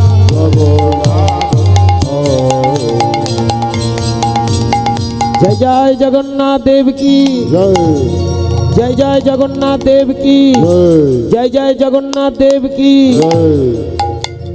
প্রতিদিন সকাল হলে গঙ্গা স্নান সেরে জগন্নাথের মন্দিরে এসে জগন্নাথের পূজা করে চোখের জল ফেলতে ফেলতে একটাই কথা বলে তুমি আমাকে রাজা করে দিয়েছ ভগবান তুমি আশীর্বাদ করো আমি যেন সবাইকে সমান চোখে দেখতে পারি আমার কাছে কোনো ছোট নয় আমার কাছে কোনো উঁচু নয় আমার কাছে কোনো নিচু নয় আমি যেন সবাইকে সমান চোখে দেখতে পারি আগেকার রাজাদের এই চিন্তা ভাবনা ছিল কি তাই না আস্তে আস্তে তখনকার রাজারা সবসময় চাইতো আমার কাছে সবাই সমান রামচন্দ্র তখনই শ্রেয় হয়েছিল সবার কাছে যে রাম সবাইকে সমান চোখে দেখেছে এখনকার দিনে সেই আসন আছে সেই রামচন্দ্র নেই বলুন আজকে তথাকথিত এই রাজনীতি আমার একটা কথার উত্তর দেবেন আপনাদের পায়ে ধরে একটা অনুরোধ করব সত্যি কি রাজনীতি ধর্মনীতি আলাদা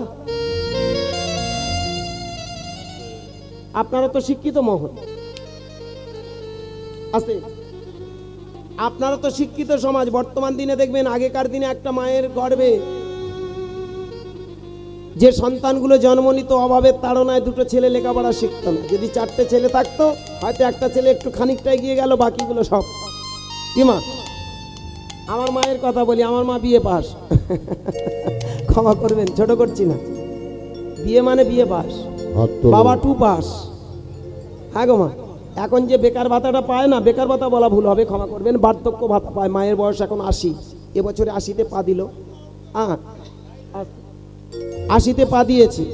বাবা মারা গেছে, বাবার বয়স হয়েছিল 82, আজ থেকে বছর 27 থেকে আগে বাবা মারা গেছে। মায়ের বর্তমান 80 বছর বয়স। মা পড়াশোনা জানে না, যেটুকু বার্ধক্য ভাতার টাকাটা পায় সেটুকু টিপ দিয়ে নিয়ে আসে। আমরা 3 ভাই, বর্তমানে ছিলাম 5 ভাই, সে অনেক গল্প জীবনের। এখন উপস্থিত 3 ভাই। যে ছেলেটা কিবোর্ড বাজাচ্ছে না, ওটা আমার নিজের বড়দার ছেলে, ও আমার নিজের ভাইপো, একই রক্তের রক্ত। আগে ওর বাবা আমার জায়গায় কাজ করতো, রিসেন্ট এখন এবছর হায়ার সেকেন্ডারি দিচ্ছে। তো পড়াশোনার সাথে সাথে আমি বলি চলো অন্তত একটু আমার সঙ্গে গান বাজনা করবি। ওর বাবা ওই জায়গাটা বাজাতো, এখন ওই ছেলেটা আমার সঙ্গে কাজ করে। ওর বাবা এখন বড়। তারপর আমার মেজদা আছে, আমি ছোট। তো যে বাড়ির বাবা মা পড়াশোনা জানে না, সে বাড়ি আজকের MA BA পাস ছেলে। জানি না, এটা আমার বড় সৌভাগ্য। হ্যাঁ বাবা, আর সব থেকে বড় কথা, আমি এটুকু মনে করি আপনারা আমার অর্থ দিয়েছিলেন বলে তবে আমি গান বাজনা করতে পেরেছি, তবে আমার পড়াশোনা হয়েছে। আমি যখন ছোটবেলা, আসতে বাবা আসতে, ছোটবেলা থেকে হরিনামের পথে, তো আপনাদের রক্ত ঝরা পয়সাগুলো নিয়ে আমার আজকের এই গান বাজনা পড়াশোনা। এই জন্য আমি প্রত্যেকটা হরিবাসরে দাঁড়িয়ে বলি, আপনারাই কিন্তু একাধারে আমার বাবা মা। আপনারা করুণা করেছিলেন বলে তবে কিন্তু আজকের এই একটু গান বাজনা শিখতে পেরেছি, গান বাজনা করতে পেরেছি, এই পড়াশোনাও শিখতে পেরেছি। যেটুকু আমার পড়াশোনা করে, হ্যাঁ, দক্ষিণ বারাসাত কলেজ থেকে আমার পড়াশোনা ওখানেই। হ্যাঁ, আমার প্রিয় সাবজেক্ট ছিল ফিলোসফি। আসতে তো লক্ষ্য করবেন ভক্তমণ্ডলী, এই যে পড়াশোনা প্রত্যেকটা ঘরে ঘরে, শুধু আমার ঘরে নয়, এমন অনেক মা আছেন যারা পড়াশোনা জানে না, কিন্তু ছেলেদেরকে MA BA পাস করেছে। কি বলুন, এখন প্রত্যেকটা ঘরের পড়াশোনা। এই শিক্ষিত সমাজের কাছে আমার একটাই কথা বলা, হ্যাঁ বাবা, আমরা লেখাপড়া শিখেছি, কিন্তু লেখাপড়া শেখার পরে দেখবেন অনেক জায়গায় আমাদের একটু সমস্যা। আমরা তথাকথিত কোনটা ধর্ম আর কোনটা রাজনীতি এখনো আমরা বুঝতে শিখি। মনে রাখবেন, রাজনীতি ধর্মনীতি কোনো আলাদা নীতি নয়। প্রশ্ন, এই যে আমরা রাজনীতি কথাটা ব্যবহার করি, রাজনীতি মানে কি? রাজার নীতি, রাজনীতি। তখনকার রাজারা যে নীতিগুলো ধরে সমাজটাকে সুস্থ রাখার চেষ্টা করেছিল, সেটার নাম রাজনীতি। আবার অপরদিকে যদি আপনি ঠান্ডা মাথায় ভাবেন, ধর্ম মানে কি? যা ধারণ করলে সমাজ টিকে থাকে, সংসার টিকে থাকবে, রাষ্ট্র টিকে থাকবে, তার নাম হলো ধর্ম। তাহলে রাজনীতির কাজ হলো সমাজ সংসার, নিজে ভালো থাকবো, সবাইকে ভালো রাখবো।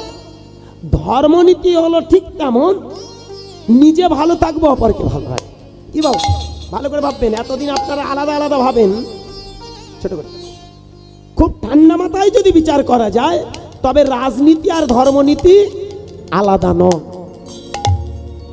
তখনকার রাজারা মন্দিরে বসে বসে একটা জিনিস করত, দেবতাদের কাছে প্রার্থনা করে বলতো, হে আশীর্বাদ করো, আমি যেন সবাইকে সমান চোখে দেখতে পাই। আর এখনকার দিনে ঠিক তার বিপরীত। ও যদি আমার দলের লোক হয় তবে ও চান্স পাবে, আর ও যদি আমার দলের না হয়, সেই যে রাজাটার দিকে তাকিয়ে দেখুন, রাজা সকালবেলা উঠে কেমন ভাবে প্রার্থনা করলো, হে ভগবান, আমি যেন সবার চোখের জল মুছে দিতে পারি। এই জন্য ভক্তমণ্ডলী, বাবা মায়েরা, যেদিন থেকে রাজনীতি ধর্মনীতি আমরা আলাদা ভাবতে শুরু করেছি, সেদিন থেকে আমাদের সমাজ সংসার শেষ। ধর্মের উদ্দেশ্য হলো সমাজ ভালো রাখা, নিজে ভালো থাকা। রাজনীতির উদ্দেশ্য হলো সমাজ ভালো থাকা, নিজে ভালো থাকা। রাজনীতি মানে খেয়েই নয়, রাজনীতি মানে লোকের বাঁশ দেওয়া নয়, রাজনীতি মানে নিজের আখর গুছানোর জন্য নয়। তথাকথিত আজকের দিনে এটা কিন্তু রাজনীতি নয়। আজকের হরিবাসরে দাঁড়িয়ে ভক্তমণ্ডলী, বাবা মায়েরা, সেই দিন সেই যে রাজা আপন মনে বসে বসে ভগবানের কাছে, হে জগন্নাথ, তুমি আমায় করুণা করো, কৃপা করো, জগন্নাথের কাছে বসে বসে গুণগান করে। আমায়রা এমনি করে যখন চোখের জল ফেলতে থাকে, একদিন দেখলো কয়েকজন লোক একটা বই নিয়ে একটু টানাটানি, ও একটু টানাটানি, একটু টানাটানি, ও একটু টানাটানি। আরে বইটা কিসের বই গো? হ্যাঁ, আস্তে আস্তে, এটা কিসের বই? তাড়াতাড়ি করে রাজা সেখানে কাছে গিয়ে বললে, এই তোমরা এই যে বইটা নিয়ে টানাহেরা করছো, এটা কিসের বই? কয়েকজন ভক্ত বলে উঠল, এটা কি বই জানেন? এটা ভক্ত জয়দেবের লেখা গীত গোবিন্দম। গীত গোবিন্দম, এই গীত গোবিন্দম নিয়ে তোমরা টানাহেরা করছো কেন? মহারাজ, পৃথিবীতে অনেক ধরনের গ্রন্থ আছে, কিন্তু এমন একটা গ্রন্থ যে গ্রন্থের জন্য আমার ভগবান করুণা করে নেমে এসেছিল। কি বল, তাই না? সরগরলা কন্ননং মম শির শিমণ্ডনং, এই পর্যন্ত লিখে জয়দেব খান্ত। আর সেখান থেকে লিখে দিয়েছিল দেহি পদপল্লব মোদারম। যে গ্রন্থটা পড়ার পরে আমাদের জীবন ধন্য। ভগবান নিজের হাতে লিখেছে, রাধে তোমার ওই চরণ দুখানি আমার মাথায় দাও। ভগবান রাধা রানীকে বড় করে রেখে গেলেন, এবং সব থেকে বড় কথা জগৎ জীবকে শিখিয়ে দিলেন, নারী হতে জীবের সৃষ্টি, নারী হতে জীবন ক্ষয়, ঘোর জগতে নারীর মায়া বুঝে ওটা ভীষণ দায়। মায়েরা ভালো করে লক্ষ্য করে দেখবেন, বর্তমান দিনে নারী সমাজটাকে আমরা আজও কিন্তু পদদলিত করি না? যতই আমরা বলি না সমান সমান, কিন্তু দেখবেন নারীর জায়গায় নারী খবর আছে, কি তাই না? যতই আমরা সম্মানের জায়গা রাখি না কেন, একটা মেয়ে যদি কষ্ট পাবেন না, ক্ষমা করবেন, অকালে যদি স্বামী হারায়, ওই মেয়েটা যেন সমাজের কাছে কত ঘৃণার, তাই না? কত অবহেলা। আজও সমাজের বুকে দেখবেন নারী, না সুর ভালো না, আস্তে আস্তে, থাক থাক থাক, দোষটা ওখানে নয়, এ বানাঘাত, বানের আঘাত বড় আঘাত। তবে উনি ভালো আছেন, সুস্থ আছেন, ভগবানের কাছে প্রার্থনা করি আমার বাবা ঠাকুর অনেক ভালো থাকবেন। হ্যাঁ, আস্তে আস্তে, ঠিক আছে, থাক। লক্ষ্য করে দেখুন, নারীকে সম্মান করার জন্য আমার ভগবান কৃষ্ণ নিজের হাতে লিখে গেলেন। যেখানে লিখলেন জয়দেবে সরগরলা খণ্ডনং মশির শিমণ্ডনং, সেইখান থেকে লিখে দিয়ে গেল দেহি পদপল্লব মোদারম।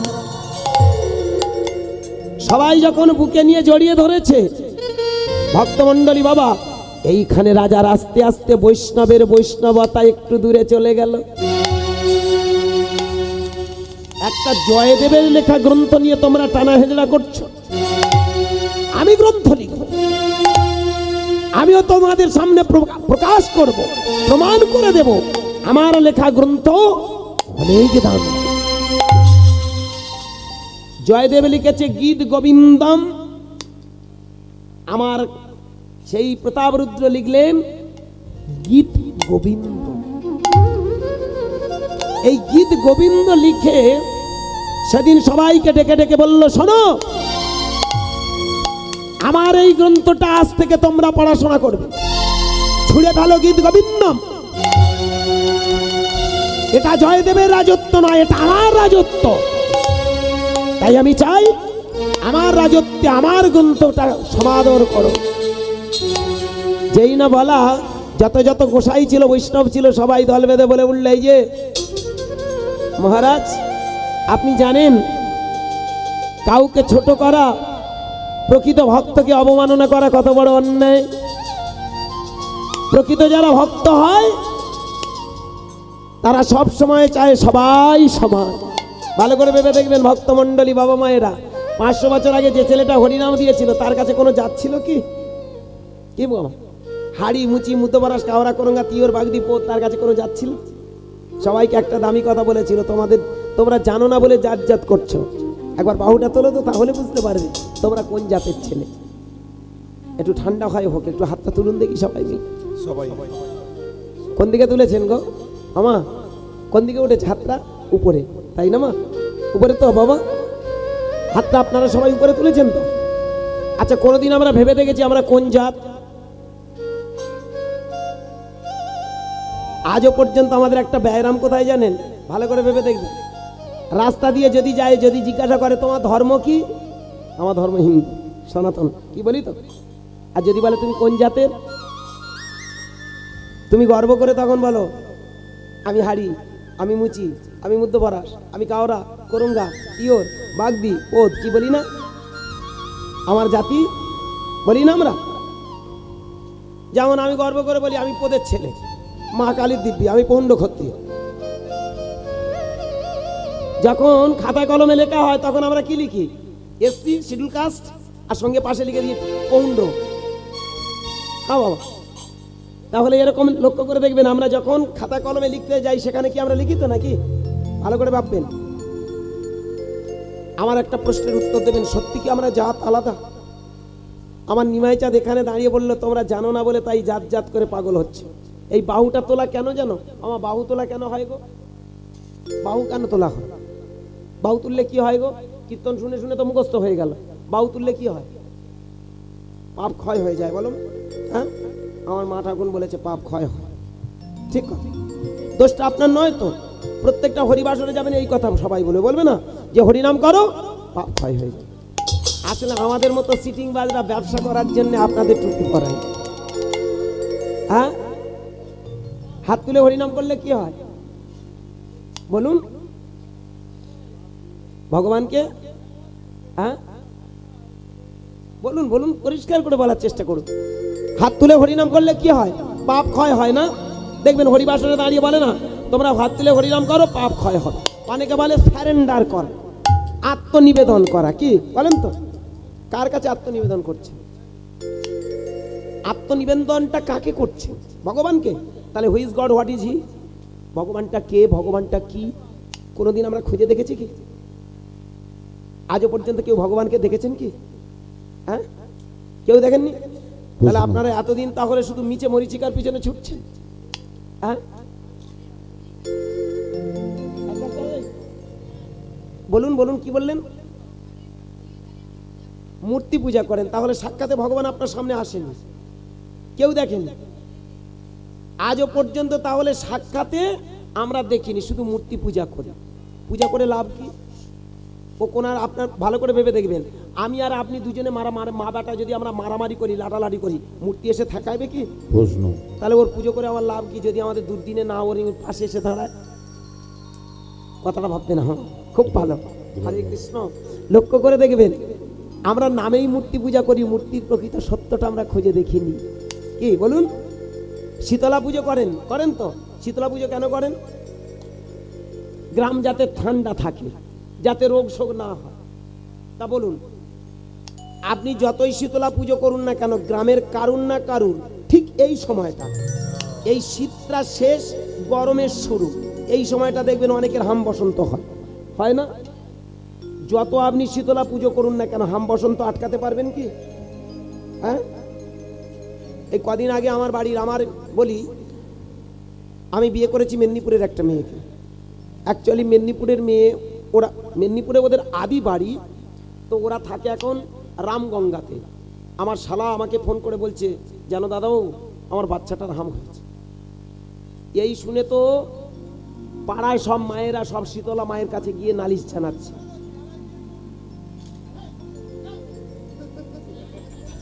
একটু বলে যাক, বলে যাক, শুধু আমার কথা শুনবেন, ওর কথাও একটু শুনে নিন আস্তে, যাক আস্তে। এই শুনে পাড়ায় সব, আস্তে, পাড়ায় সব গিয়ে শীতলা মায়ের কাছে নালিশ জানাল। ভালো করে ভাববেন, আমরাও সবাই করি না? শীতলা মায়ের কাছে গিয়ে আমরা নালিশ করি, তাতে কি সত্যি সত্যি পাড়ায় আর কি কারুর হয় না? হয়তো বিষয়টা তাহলে কি রকম? ভালো করে মন দিয়ে আমার কথাগুলো শুনবেন। শীতলা পুজো করা মানে আপনার হাম বসন্ত সারবে না। শীতলা মায়ের কাছ থেকে যদি শিক্ষা নিয়ে আমরা এগিয়ে যাই, তাহলে হাম বসন্ত সারবে। একদম ঠিক। সেটা কিরকম? আপনি শীতলা মায়ের কাছে গেলেন, মন দিয়ে শুনবেন, খুব দামি তত্ত্ব। আজকের সংস্কার মুক্ত মন না হলে আমার এই কথাগুলোর মানে বুঝতে পারবেন না। আপনি যখনই শীতলা মায়ের কাছে গেলেন, শীতলা মা দাঁড়িয়ে আছে, কোথায় দাঁড়িয়ে আছে?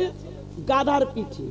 এক হাতে একটা কলসি আছে, এক হাতে একটা ঝাঁটা আছে। কি তাহলে ঝাঁটার এই কলসি পুজো করার জন্য ওখানে দাঁড় করানো? প্রশ্ন।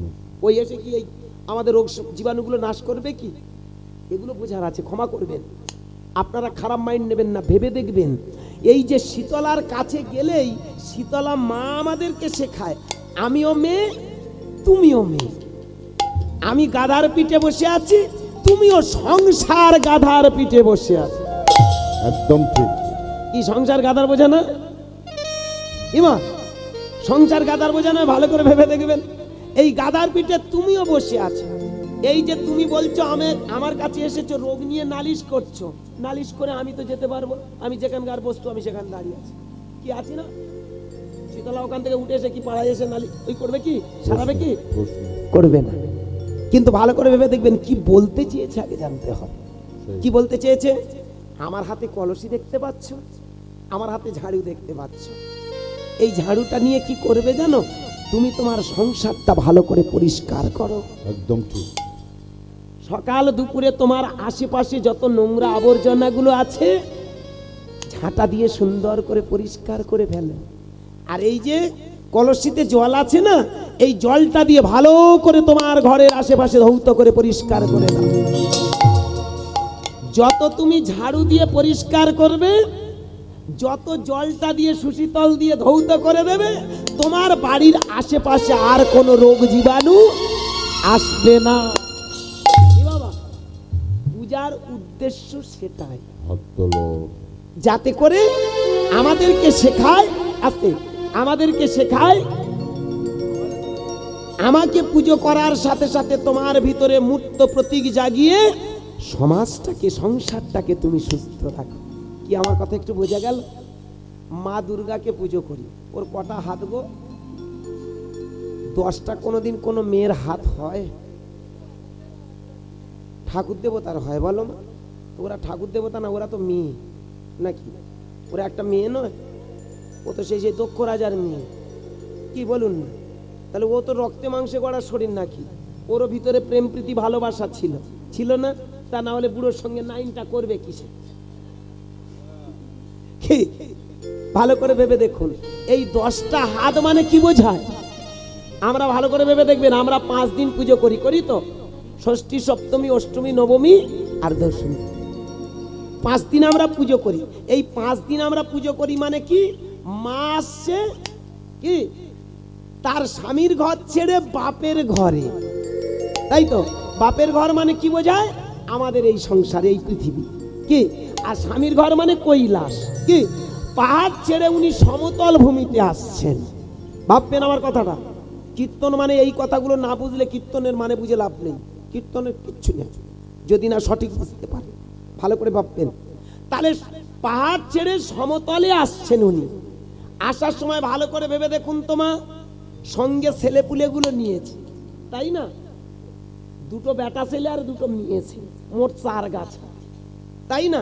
ভালো করে ভেবে দেখুন, 2টো, এই গণেশ আর কার্তিক আর লক্ষ্মী আর সরস্বতী, এই তো নাকি? লক্ষ্মী সরস্বতী, গণেশ আর কার্তিক। তাহলে ওদের 2টো হাত যদি হয় তাহলে একসঙ্গে কি দাঁড়ালো? 4 দুগুণে 8 আর নিজের 2টো, তাহলে এটা দিয়ে কি দাঁড়ালো? মোট 10টা। এটা দিয়ে শেখাচ্ছে আমি একা নই, আমার সঙ্গে আরো 4 দুগুণে 8টা হাত। একদম ঠিক। এইবার ভালো করে খেয়াল করবেন ভক্তিমতী মায়েরা, আপনারা যারা বাপের বাড়িতে যান, বাপের বাড়িতে যাওয়ার সময় কি নিয়ে যান একটু বলুন? যখন আপনারা মাকে দেখতে যান, বাবাকে দেখতে যান, বিশেষ করে বাপের বাড়িতে যখন যান, কি নিয়ে যান? ফল, মিষ্টি, কাপড়। আচ্ছা, কোনোদিন ভজালি নিয়ে যান? প্রশ্ন। কোনোদিন ত্রিশূল, কোনোদিন ছুরি? প্রশ্ন। কেন ছুরি নিয়ে যান না? মা আসছে বাপের বাড়িতে ছুরি কাঁচি নিয়ে, বোঝার কি অস্ত্র শস্ত্র নিয়ে, আর আপনারা বাপের বাড়ি যান ফল মিষ্টি নিয়ে। পার্থক্যটা কোথায়? কি এটা দিয়ে কি বোঝাতে চেয়েছে? মূর্তিটা দিয়ে আমাদের কি বোঝালো?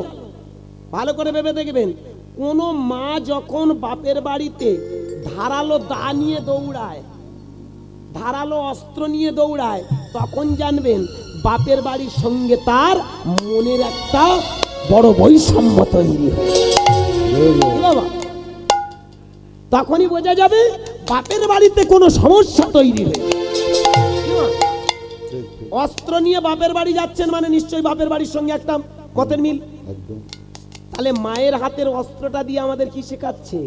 এই যে সমতল ভূমিতে তোমরা বাস করছো, এখানে কিন্তু একটা বৈষম্য সৃষ্টি হয়েছে। সেটা কি? এটা দিয়ে আমাদের শেখায় এখানে সুর অসুরের লড়াই। সব থেকে বড় কথা, এখানে আসুরিক প্রবৃত্তি জাগ্রত হয়েছে। মা হাতে অস্ত্র নিয়ে জানিয়ে দিল, আমি যেমন অস্ত্র হাতে এসেছি, প্রত্যেকটা নারী তার পরিবারকে সঙ্গে নিয়ে হাতে অস্ত্র নিয়ে সমাজটাকে সুস্থ করার জন্য এগিয়ে যাও। পরবর্তী দল বছরে চলে আসবে। পরবর্তী দল ভালো করে ভেবে দেখবেন, এই হাতে অস্ত্র নিয়ে এটাই শেখায় যে তুমি মনে রেখো, আস্তে আস্তে মনে রেখো, হাতে অস্ত্র নিয়ে তুমি এসেছো মানে, আমাকে দেখছো মানে কি, তুমিও হাতে অস্ত্র তুলে নাও আর সমাজে যারা অসুর, এই অসুরগুলোকে বিনাশ করো। যেদিন অসুর বিনাশ করতে পারবে, তোমার সংসারটা তত সুখের হবে। সিংহের পিঠে আসছে মানে কি, প্রতিটা নারী সিংহের মতো শক্তি আছে। ভালো করে ভেবে দেখুন, এটা দিয়ে শেখাচ্ছে যুদ্ধ তুমি করতে এসেছো এই সমাজটাকে রক্ষা করার জন্যে। আর যুদ্ধ করতে গেলে তোমার প্রথম লাগবে বিদ্যে বুদ্ধি। তোমার যদি শিক্ষা না থাকে, যুদ্ধ কোনোদিন যুদ্ধ করতে পারবে না। পারবে বাবা? তার জন্য কি সরস্বতীর প্রয়োজন। যুদ্ধ করতে গেলে তোমার টাকার প্রয়োজন, তারই জন্য কে আসছে? তারই জন্য আছে লক্ষ্মী। যুদ্ধ করার জন্য তোমার প্রয়োজন, যুদ্ধ করার জন্য তোমার কি প্রয়োজন? শক্তি। শক্তি ছাড়া তুমি যুদ্ধ করতে পারবে না। তাই শক্তির প্রতীক হিসাবে কার্তিক। আর যুদ্ধ করতে গেলে একটা ইউনিটি চাই। ইউনিটি মানে একতা। আস্তে আস্তে, ইউনিটি মানে একতা। একতাটা কোথায়? ভালো করে ভেবে দেখবেন, এই গণেশকে দিয়ে ইঙ্গিত করছে। এটা একটা সাংকেতিক চিহ্ন ছাড়া কিছু নয়। এই গণেশের সুরটা দিয়ে দেখিয়ে দিচ্ছে গণেশ যেমন এক সুর, হ্যাঁ, এই যে এক সুরে যদি তোমরা এগিয়ে আসো, অর্থ নিয়ে, শক্তি নিয়ে, বুদ্ধি নিয়ে, এবং একই সুরে যদি তোমরা এগিয়ে যাও, তাহলে তোমাদের এই সমাজ সংসারটা সুস্থ থাকবেই থাকবে। বোঝা গেল কথাটা নাকি? পুজো নামে করেন, পুজোর মানে কি? এটাই।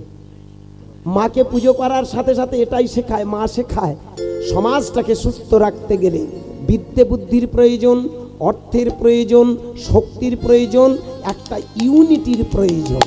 এই বিদ্যে বুদ্ধি শক্তি ইউনিট একত্রিত হলে অসুর বিনাশ সম্ভব। আর তারই জন্য আমরা করি মায়ের পূজা। বেদের যুগে তাই পূজার রীতিটা এসেছে, দেখে তোমরা শেখো। মা কালীর হাতে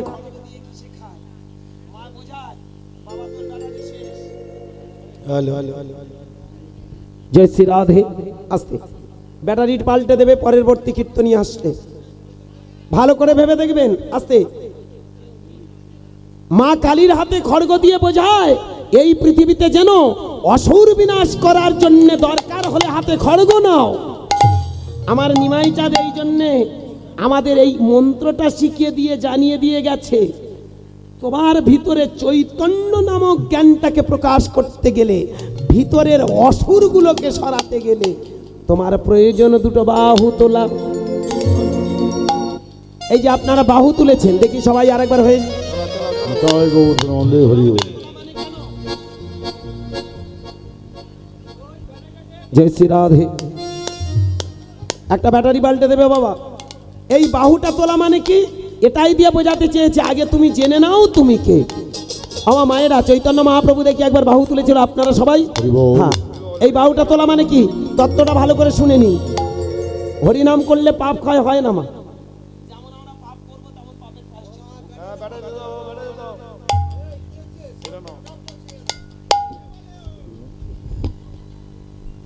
জয় শ্রী রাধে।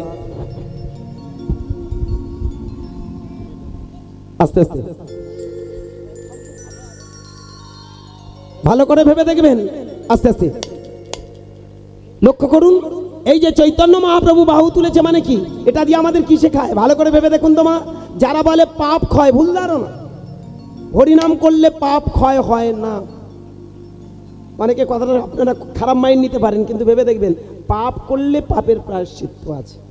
বলুন, ওই পাপ হরিনাম করলে যদি পাপ ক্ষয় হতো তাহলে বলুন না আমি সারা জীবন অন্যায় করবো, সারা জীবন অপরাধ করবো, সারা জীবন লোকের মাছ দেবো, সারা জীবন লোকের ক্ষতি করবো, আর বসে বসে কর্তাল বেজিয়ে হরিনাম করবো, ব্যাস আমার পালা শেষ। হয় কি? অত সোজা নয়। যে যেমনটি কর্ম করবে কর্মের ফল তাকে ভুগতে হয়। জয় রাম। রত্নাকর দস্যু অন্যায় করেছিল, লোকের ধরে মেরেছিল, যাকে মেরেছিল তাকে রামধলাই দিয়েছিল, তাকেই তো হরিনাম শিখিয়েছিল ব্রহ্মা, কি তাই না বলুন? ব্রহ্মা তো হরিনাম শিখিয়েছিল। তাহলে ব্রহ্মা যখন হরিনাম দিল, সে তো হরিনামে তার পাপ ক্ষয় হয়ে যাওয়ার কথা। ক্ষয় হয়েছিল কি? বসে বসে হরিনাম করলো, উই পোকায় তার খুলে খেলো। কি ভালো করে মনে পড়ছে? উই পোকা তার সারা শরীর খুলে খুলে খেয়ে নিয়েছিল। এটা দিয়ে কি বোঝাতে চেয়েছে? আমাদের শাস্ত্রের দিকে তাকান, তাহলে বুঝতে পারবেন যেমন কর্ম তেমন ফল। সে যত বড় সাধক হও না কেন, হ্যাঁ, হরিনাম করলে পাপ ক্ষয় নয়।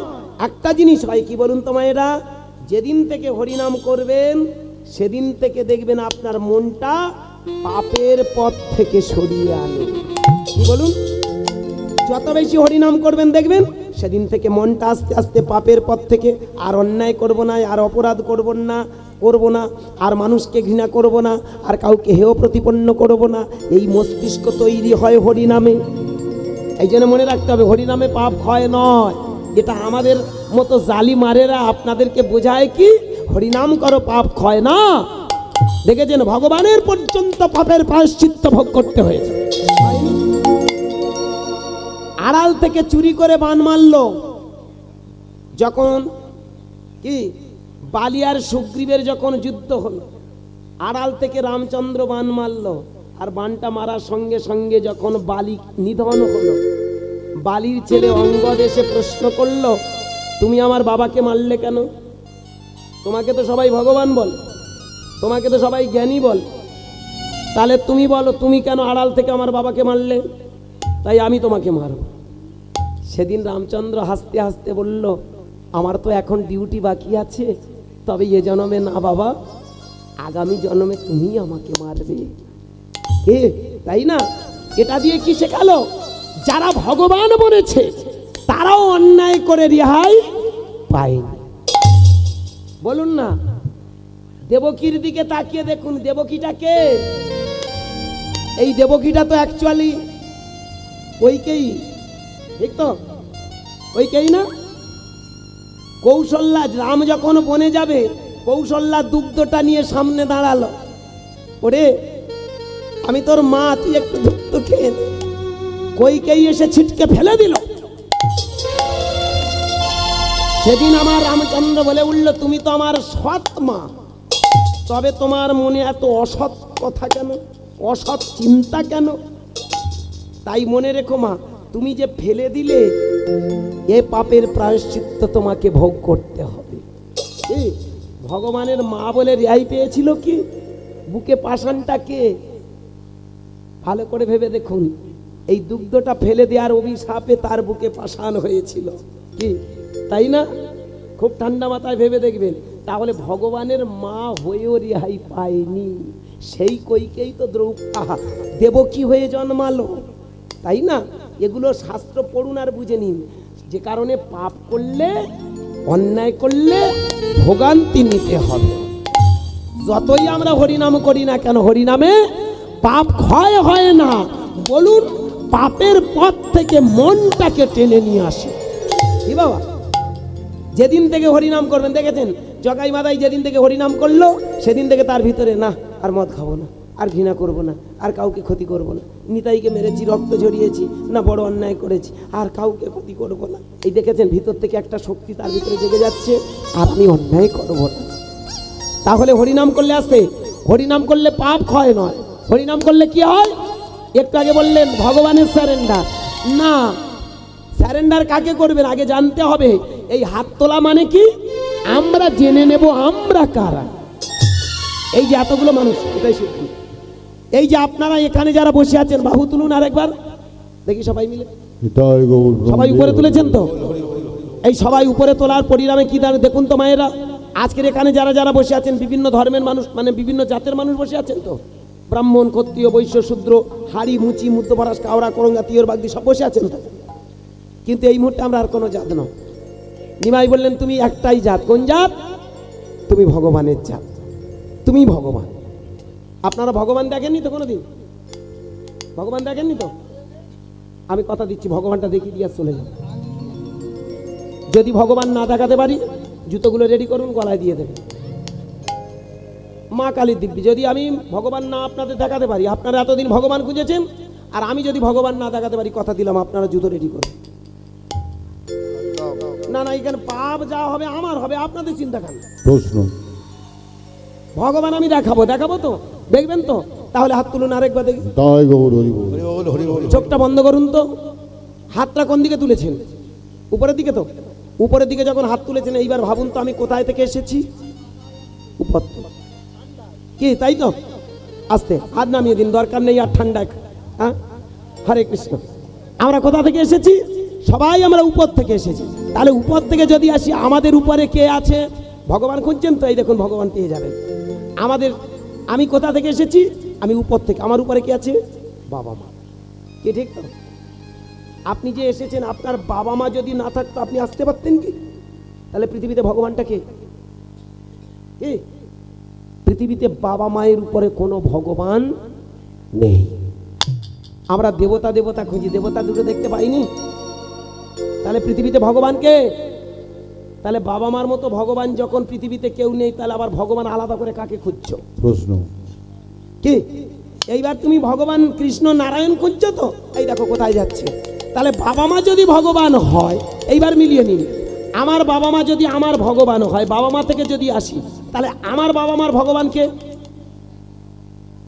তার বাবা মা কি? তাহলে তার বাবার ভগবানকে, তার বাবার ভগবানকে, তার বাবার ভগবানকে, তার বাবার ভগবানকে, তার বাবার ভগবানকে, তার বাবার ভগবানকে, তার বাবার ভগবানকে।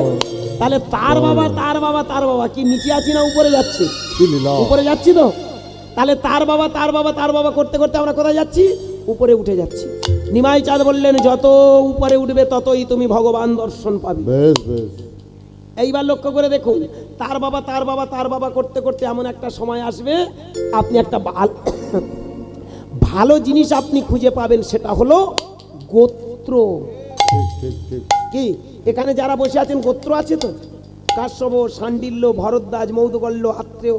বিয়ের সময় সবাই কিন্তু গোত্রটা আগে খোঁজে, খোঁজে না কি? সবার একটা করে গোত্র আছে।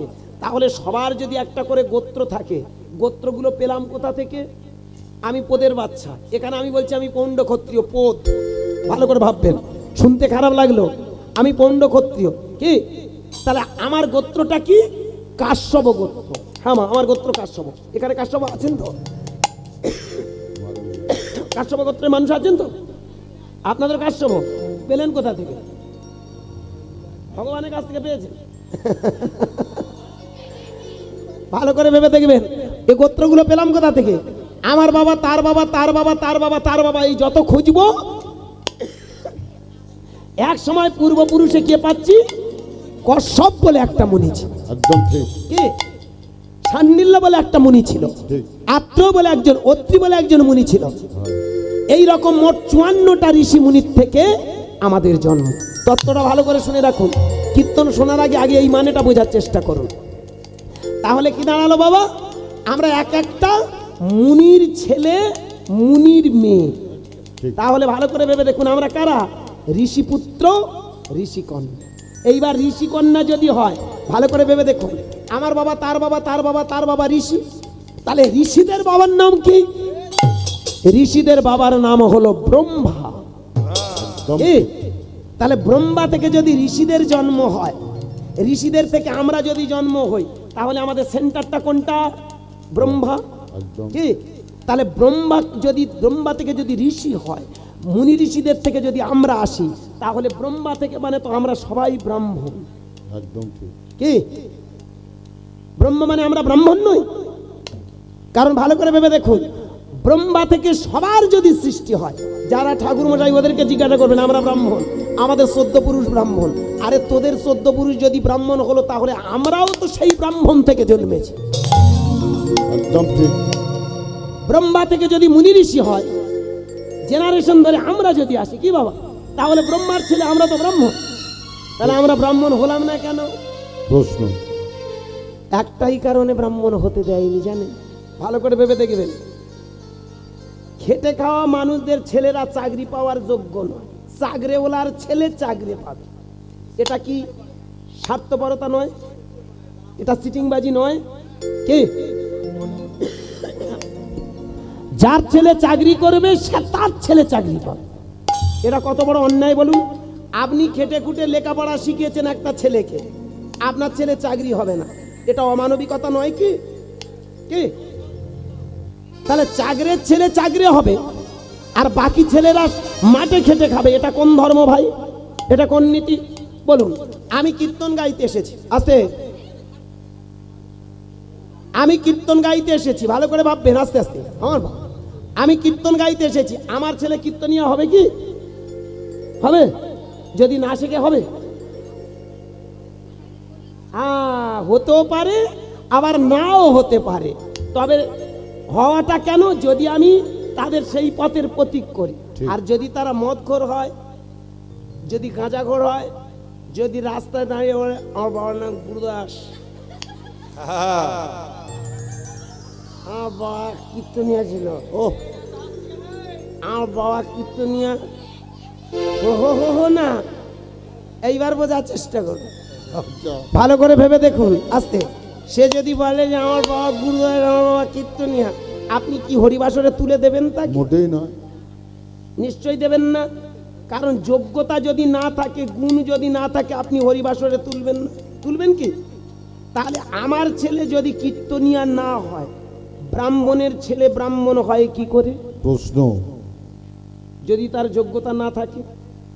একটা এমএ পাস ছেলে বসে হাতে পুষ্পাঞ্জলি নিয়ে ফুলধুল নিয়ে বসে আছে, আর একটা 2 পাস ছেলে বলছে বলো নম অপবিত্র পবিত্র বা সর্বাবস্থান গতৌ পিবা যৎসরে কুণ্ডরিকাক্ষম সবাজ্য ধান্তর সূচি গা ধোবো, মা ধোবো, পা ধোবো, ঠ্যাং ধোবো, তুমি ধুয়েই যাচ্ছ। এটাই গৌর হরি হরি বল। পরবর্তী দল বছরে চলে কি? আসবে। রাগ করবেন না, হাসবেন না, কথার ভিতরে তত্ত্ব। একটা এমএ পাস ছেলে সে বসে বসে একটা মূর্খ ব্রাহ্মণের মন্ত্রটা সে পড়ছে, মেনে নিচ্ছে। কি? মদখোর গাঁজাখোর যদি সে চরিত্রহীন হয়, তবুও তাকে আমরা ঠাকুর ঘরে ঢুকিয়ে দিচ্ছি। এটা কোন নীতি ভাই?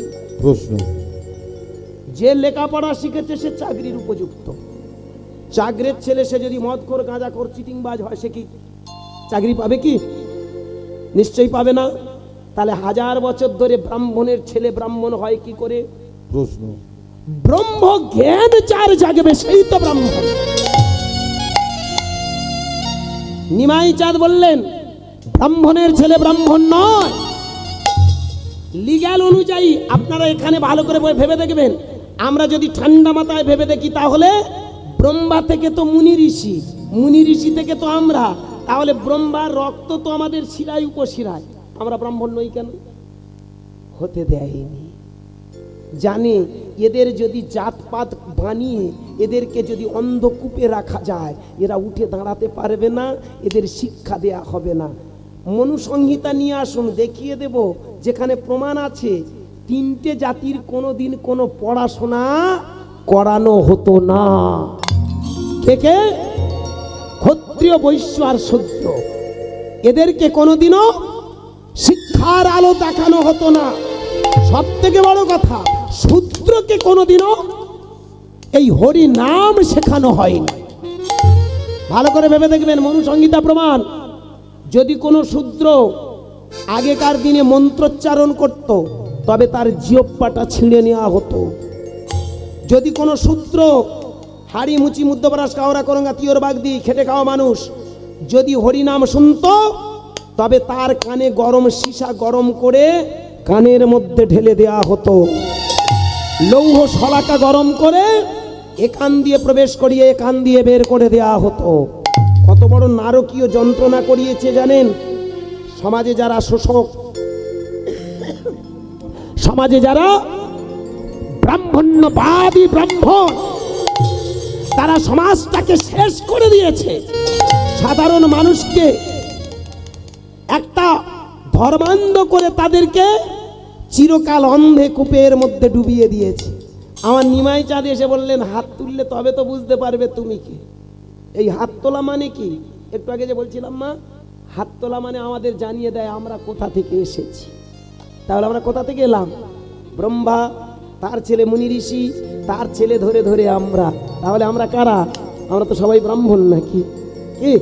তাহলে ব্রহ্মা থেকে যদি মুনি ঋষি হয়, মুনি ঋষি থেকে যদি আমরা হই, এবারে প্রশ্ন করুন তো, ওই ব্রহ্মার বাবার নাম কি? বেশ বাবা।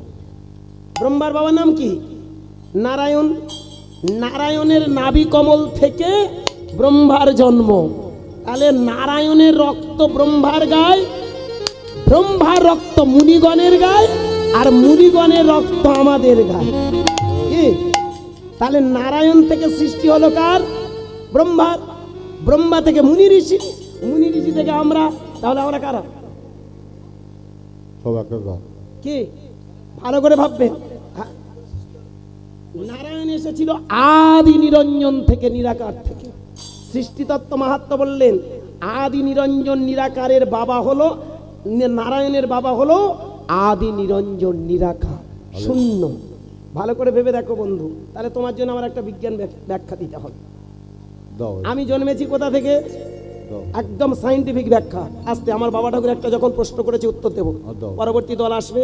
দাও। কারণ দেখুন, প্রতিদিন গান তত্ত্বের মাধ্যম দিয়ে আপনাদেরকে বোঝাতে চাই, প্রত্যেকটা হরি সবাই। হ্যাঁ বাবা, আস্তে। লীলাটা বড় কথা নয়, আজকের এই যে লীলাটা আপনারা শুনে নিন। আমার বাবা ঠাকুর একটা দামি জায়গা নিয়ে গেছে। হ্যাঁ বাবা, নারায়ণটা কে বা নারায়ণের উপরে কে আগে আমাদের জানতে হবে। নারায়ণ কথাটার অর্থ জানো বাবা? নার আয়ন। নার মানে জল, অয়ন মানে আশ্রয়। জলে কোনোদিন কেউ আশ্রয় করতে পারে? থাকতে পারে কি? জলে কেউ থাকবে? মাছ থাকবে। জলে কোনোদিন মানুষ থাকে কি? তাহলে কোন, এই যে জলের কথা বলেছে সেটা কোন, সেটা কোন প্রাণ? এইবার মিলিয়ে, নারায়ণ কথাটার অর্থ হলো যিনি ব্রহ্ম জলে বাস করেন, তার নাম নারায়ণ। ব্রহ্ম জলটা কি? এইবার মিলিয়ে নাও বাবা। আমরা এসেছি কোথা থেকে? বাবা মা থেকে। একেবারে সাইন্টিফিক ব্যাখ্যা। বাবা মার কোথা থেকে এসেছি? খুব কাঁচা কথা, বাবার বীর্য আর মায়ের রজ। কাঁচা কথা বাবা, পাকা অর্থ। পিতার বীর্য আর মায়ের রজের মিলনে কিন্তু আমাদের এই দেহ। তাহলে আমাদের আদি বাবাকে রজবীর্য। রজবীর্যের বাবার নাম কি? রজবীর্যের জন্ম হয়েছে কোথা থেকে? রক্ত থেকে।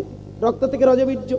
তাহলে রক্ত থেকে যদি রজবীর্য হয়, রজবীর্য থেকে যদি আমাদের প্রাণ হয়, তাহলে রক্তের বাবার নাম কি? খাদ্য। কি? খাদ্য খেয়ে জন্ম। তাহলে খাদ্য থেকে যদি রক্ত হয়, রক্ত থেকে রজবীর্য হয়, রজবীর্য থেকে যদি আমি আসি, তাহলে খাদ্যের বাবার নাম কি? খাদ্যের বাবার নাম হলো ধরিত্রী। কি? এটা মা। আর বাবা হলো সূর্য। কি বন্ধু? আমরা যদি বিজ্ঞান মনোভাব নিয়ে চিন্তা ভাবনা করি, তাহলে বাবা, ওই বাবার বীর্য মায়ের পড়লো, তা থেকে খাদ্যের জন্ম। কি? যেখানে সূর্যের তেজ পড়ে না, সেখানে কোনোদিন কোনো খাদ্যাদি জন্ম হয় না। কি? মঙ্গল গ্রহে নেই সূর্যের আলো, এই জন্য মঙ্গল গ্রহে নেই। চাঁদে ঠিক মতো পড়ে না, তাই চাঁদেও সেখানে তেমন প্রাণ এসছে। কি? তাই না? তাহলে পৃথিবীতে এমন একটা সিস্টেমে তৈরি, সূর্যের তেজ পৃথিবীর বুকে পড়লে খাদ্য, খাদ্য থেকে রক্ত, রক্ত থেকে রজবীর্য, রজবীর্য থেকে আমাদের প্রাণ। কি? তাই তো? তাহলে আমার প্রাণ আছে মানে রজবীর্যের প্রাণ, রজবীর্যের প্রাণ মানে খাদ্যের প্রাণ, খাদ্যের প্রাণ মানে রক্তের প্রাণ, রক্তের প্রাণ মানে খাদ্যের, রক্তের প্রাণ মানে খাবারের মধ্যে প্রাণ, আর খাবারের প্রাণ মানে সূর্যের প্রাণ। কি? তাহলে সূর্য যদি আমাদের কেন্দ্র হয়, সূর্যের বাবার নাম কি? বেশ, তার বাবা যখন খুঁজছি, এবার তার বাবার নাম কি? সূর্যের বাবার নাম সূর্য বলে আমি জানি না, বলতে পারবো না, তবে আমার বাবা এই মহাকাশ। কি বাবা? মহাশূন্য, এই গ্যালারি, এই মহাশূন্য যদি গ্যালারি হয় আমার বাবা, তাহলে এই যে মহাশূন্য নিরাকার, এই নিরাকারটাই হলো আমার বাবা। কি বাবা? কারণ সেই আমাকে এখানে রেখেছে। তাহলে নিরাকার যাকে দেখা যায় না অথচ তার চেতনা আছে, he is conscious and she is conscious. কি বাবা? চেতনা না থাকলে হয় না, এই চেতনাটাই নারায়ণ। জয় রাধে। নার মানে জল, অর্থাৎ এই বিশ্ব ব্রহ্মাণ্ডে। কি বাবা? নিতাই গৌর হরি বল। হ্যাঁ, একদম একদম একদম একদম ঠিক আছে। জনিতাই দল তৈরি হয়ে গেছে। তাহলে আমার মায়েরা ভালো করে ভেবে দেখবেন, আমা আমরা কোথা থেকে জন্মালাম? হরে কৃষ্ণ। একটু বোঝা গেছে কি? যদি বোঝা যায় তাহলে আমার ভাগ্য ভালো, আর যদি না বোঝা যায় আমার কপাল খারাপ। ঠিক আছে, আস্তে দল আসছে, দেখি একবার সবাই বাহু তুলুন। তাহলে আমরা কোথায়? নারায়ণ অর্থাৎ ভগবান থেকে জন্ম হলো ব্রহ্মা, ব্রহ্মা থেকে মুনি ঋষি, মুনি ঋষি থেকে আমরা হাত তুললে কি পাওয়া গেল? আমরা ভগবানের বাচ্চা। ভগবান। বেশ। কি? আমের আঁটি যদি পোঁতা যায় তাহলে আমের আঁটি থেকেই তো আম হবে, নাকি আমরা হবে? ঠিক। কি? তাহলে ভালো করে ভেবে দেখুন, এই যে লক্ষ্য করে দেখুন, ওই যে নিরাকার ব্রহ্ম অর্থাৎ নারায়ণ থেকে ব্রহ্মা, ব্রহ্মা থেকে মুনি ঋষি, মুনি ঋষি আমরা সবাই। তাই ভক্তমণ্ডলী বাবা মায়েরা লক্ষ্য করে দেখবেন, আমরা কার সন্তান? ভগবানের বাচ্চা। ভগবান আমাদের রক্তে শিরায়। এই জন্য দেখবেন লক্ষ্য করে সব জায়গায় একটাই কথা, নরনারায়ণ সেবা হয়। কোনোদিন বলা হয় কি নর সেবা হবে না, সব জায়গায় বলা হয় নরনারায়ণ সেবার ব্যবস্থা। মানে বাইরে আমরা নর, কিন্তু ভেতরে আমাদের বীজ আছে নারায়ণ। আমার নিমাই চাঁদ বললেন ওই নারায়ণটা জাগ্রত হবে এই হরিনামে। অনর্গল সাউন্ড এনার্জি শব্দ ব্রহ্ম প্রণব ধ্বনি করো, তোমার ভিতরে জেগে উঠবে পূর্ণতার প্রকাশ। সেদিন তাই দেখা গেল আমার সেই যে রাজা অনর্গল হরিনাম গায়, আর নামের গুণে দেখো সবাইকে হরিনামে মাতায়। সবাই মিলে বাহু তুলে বলুন কৃষ্ণ বলে বাহু।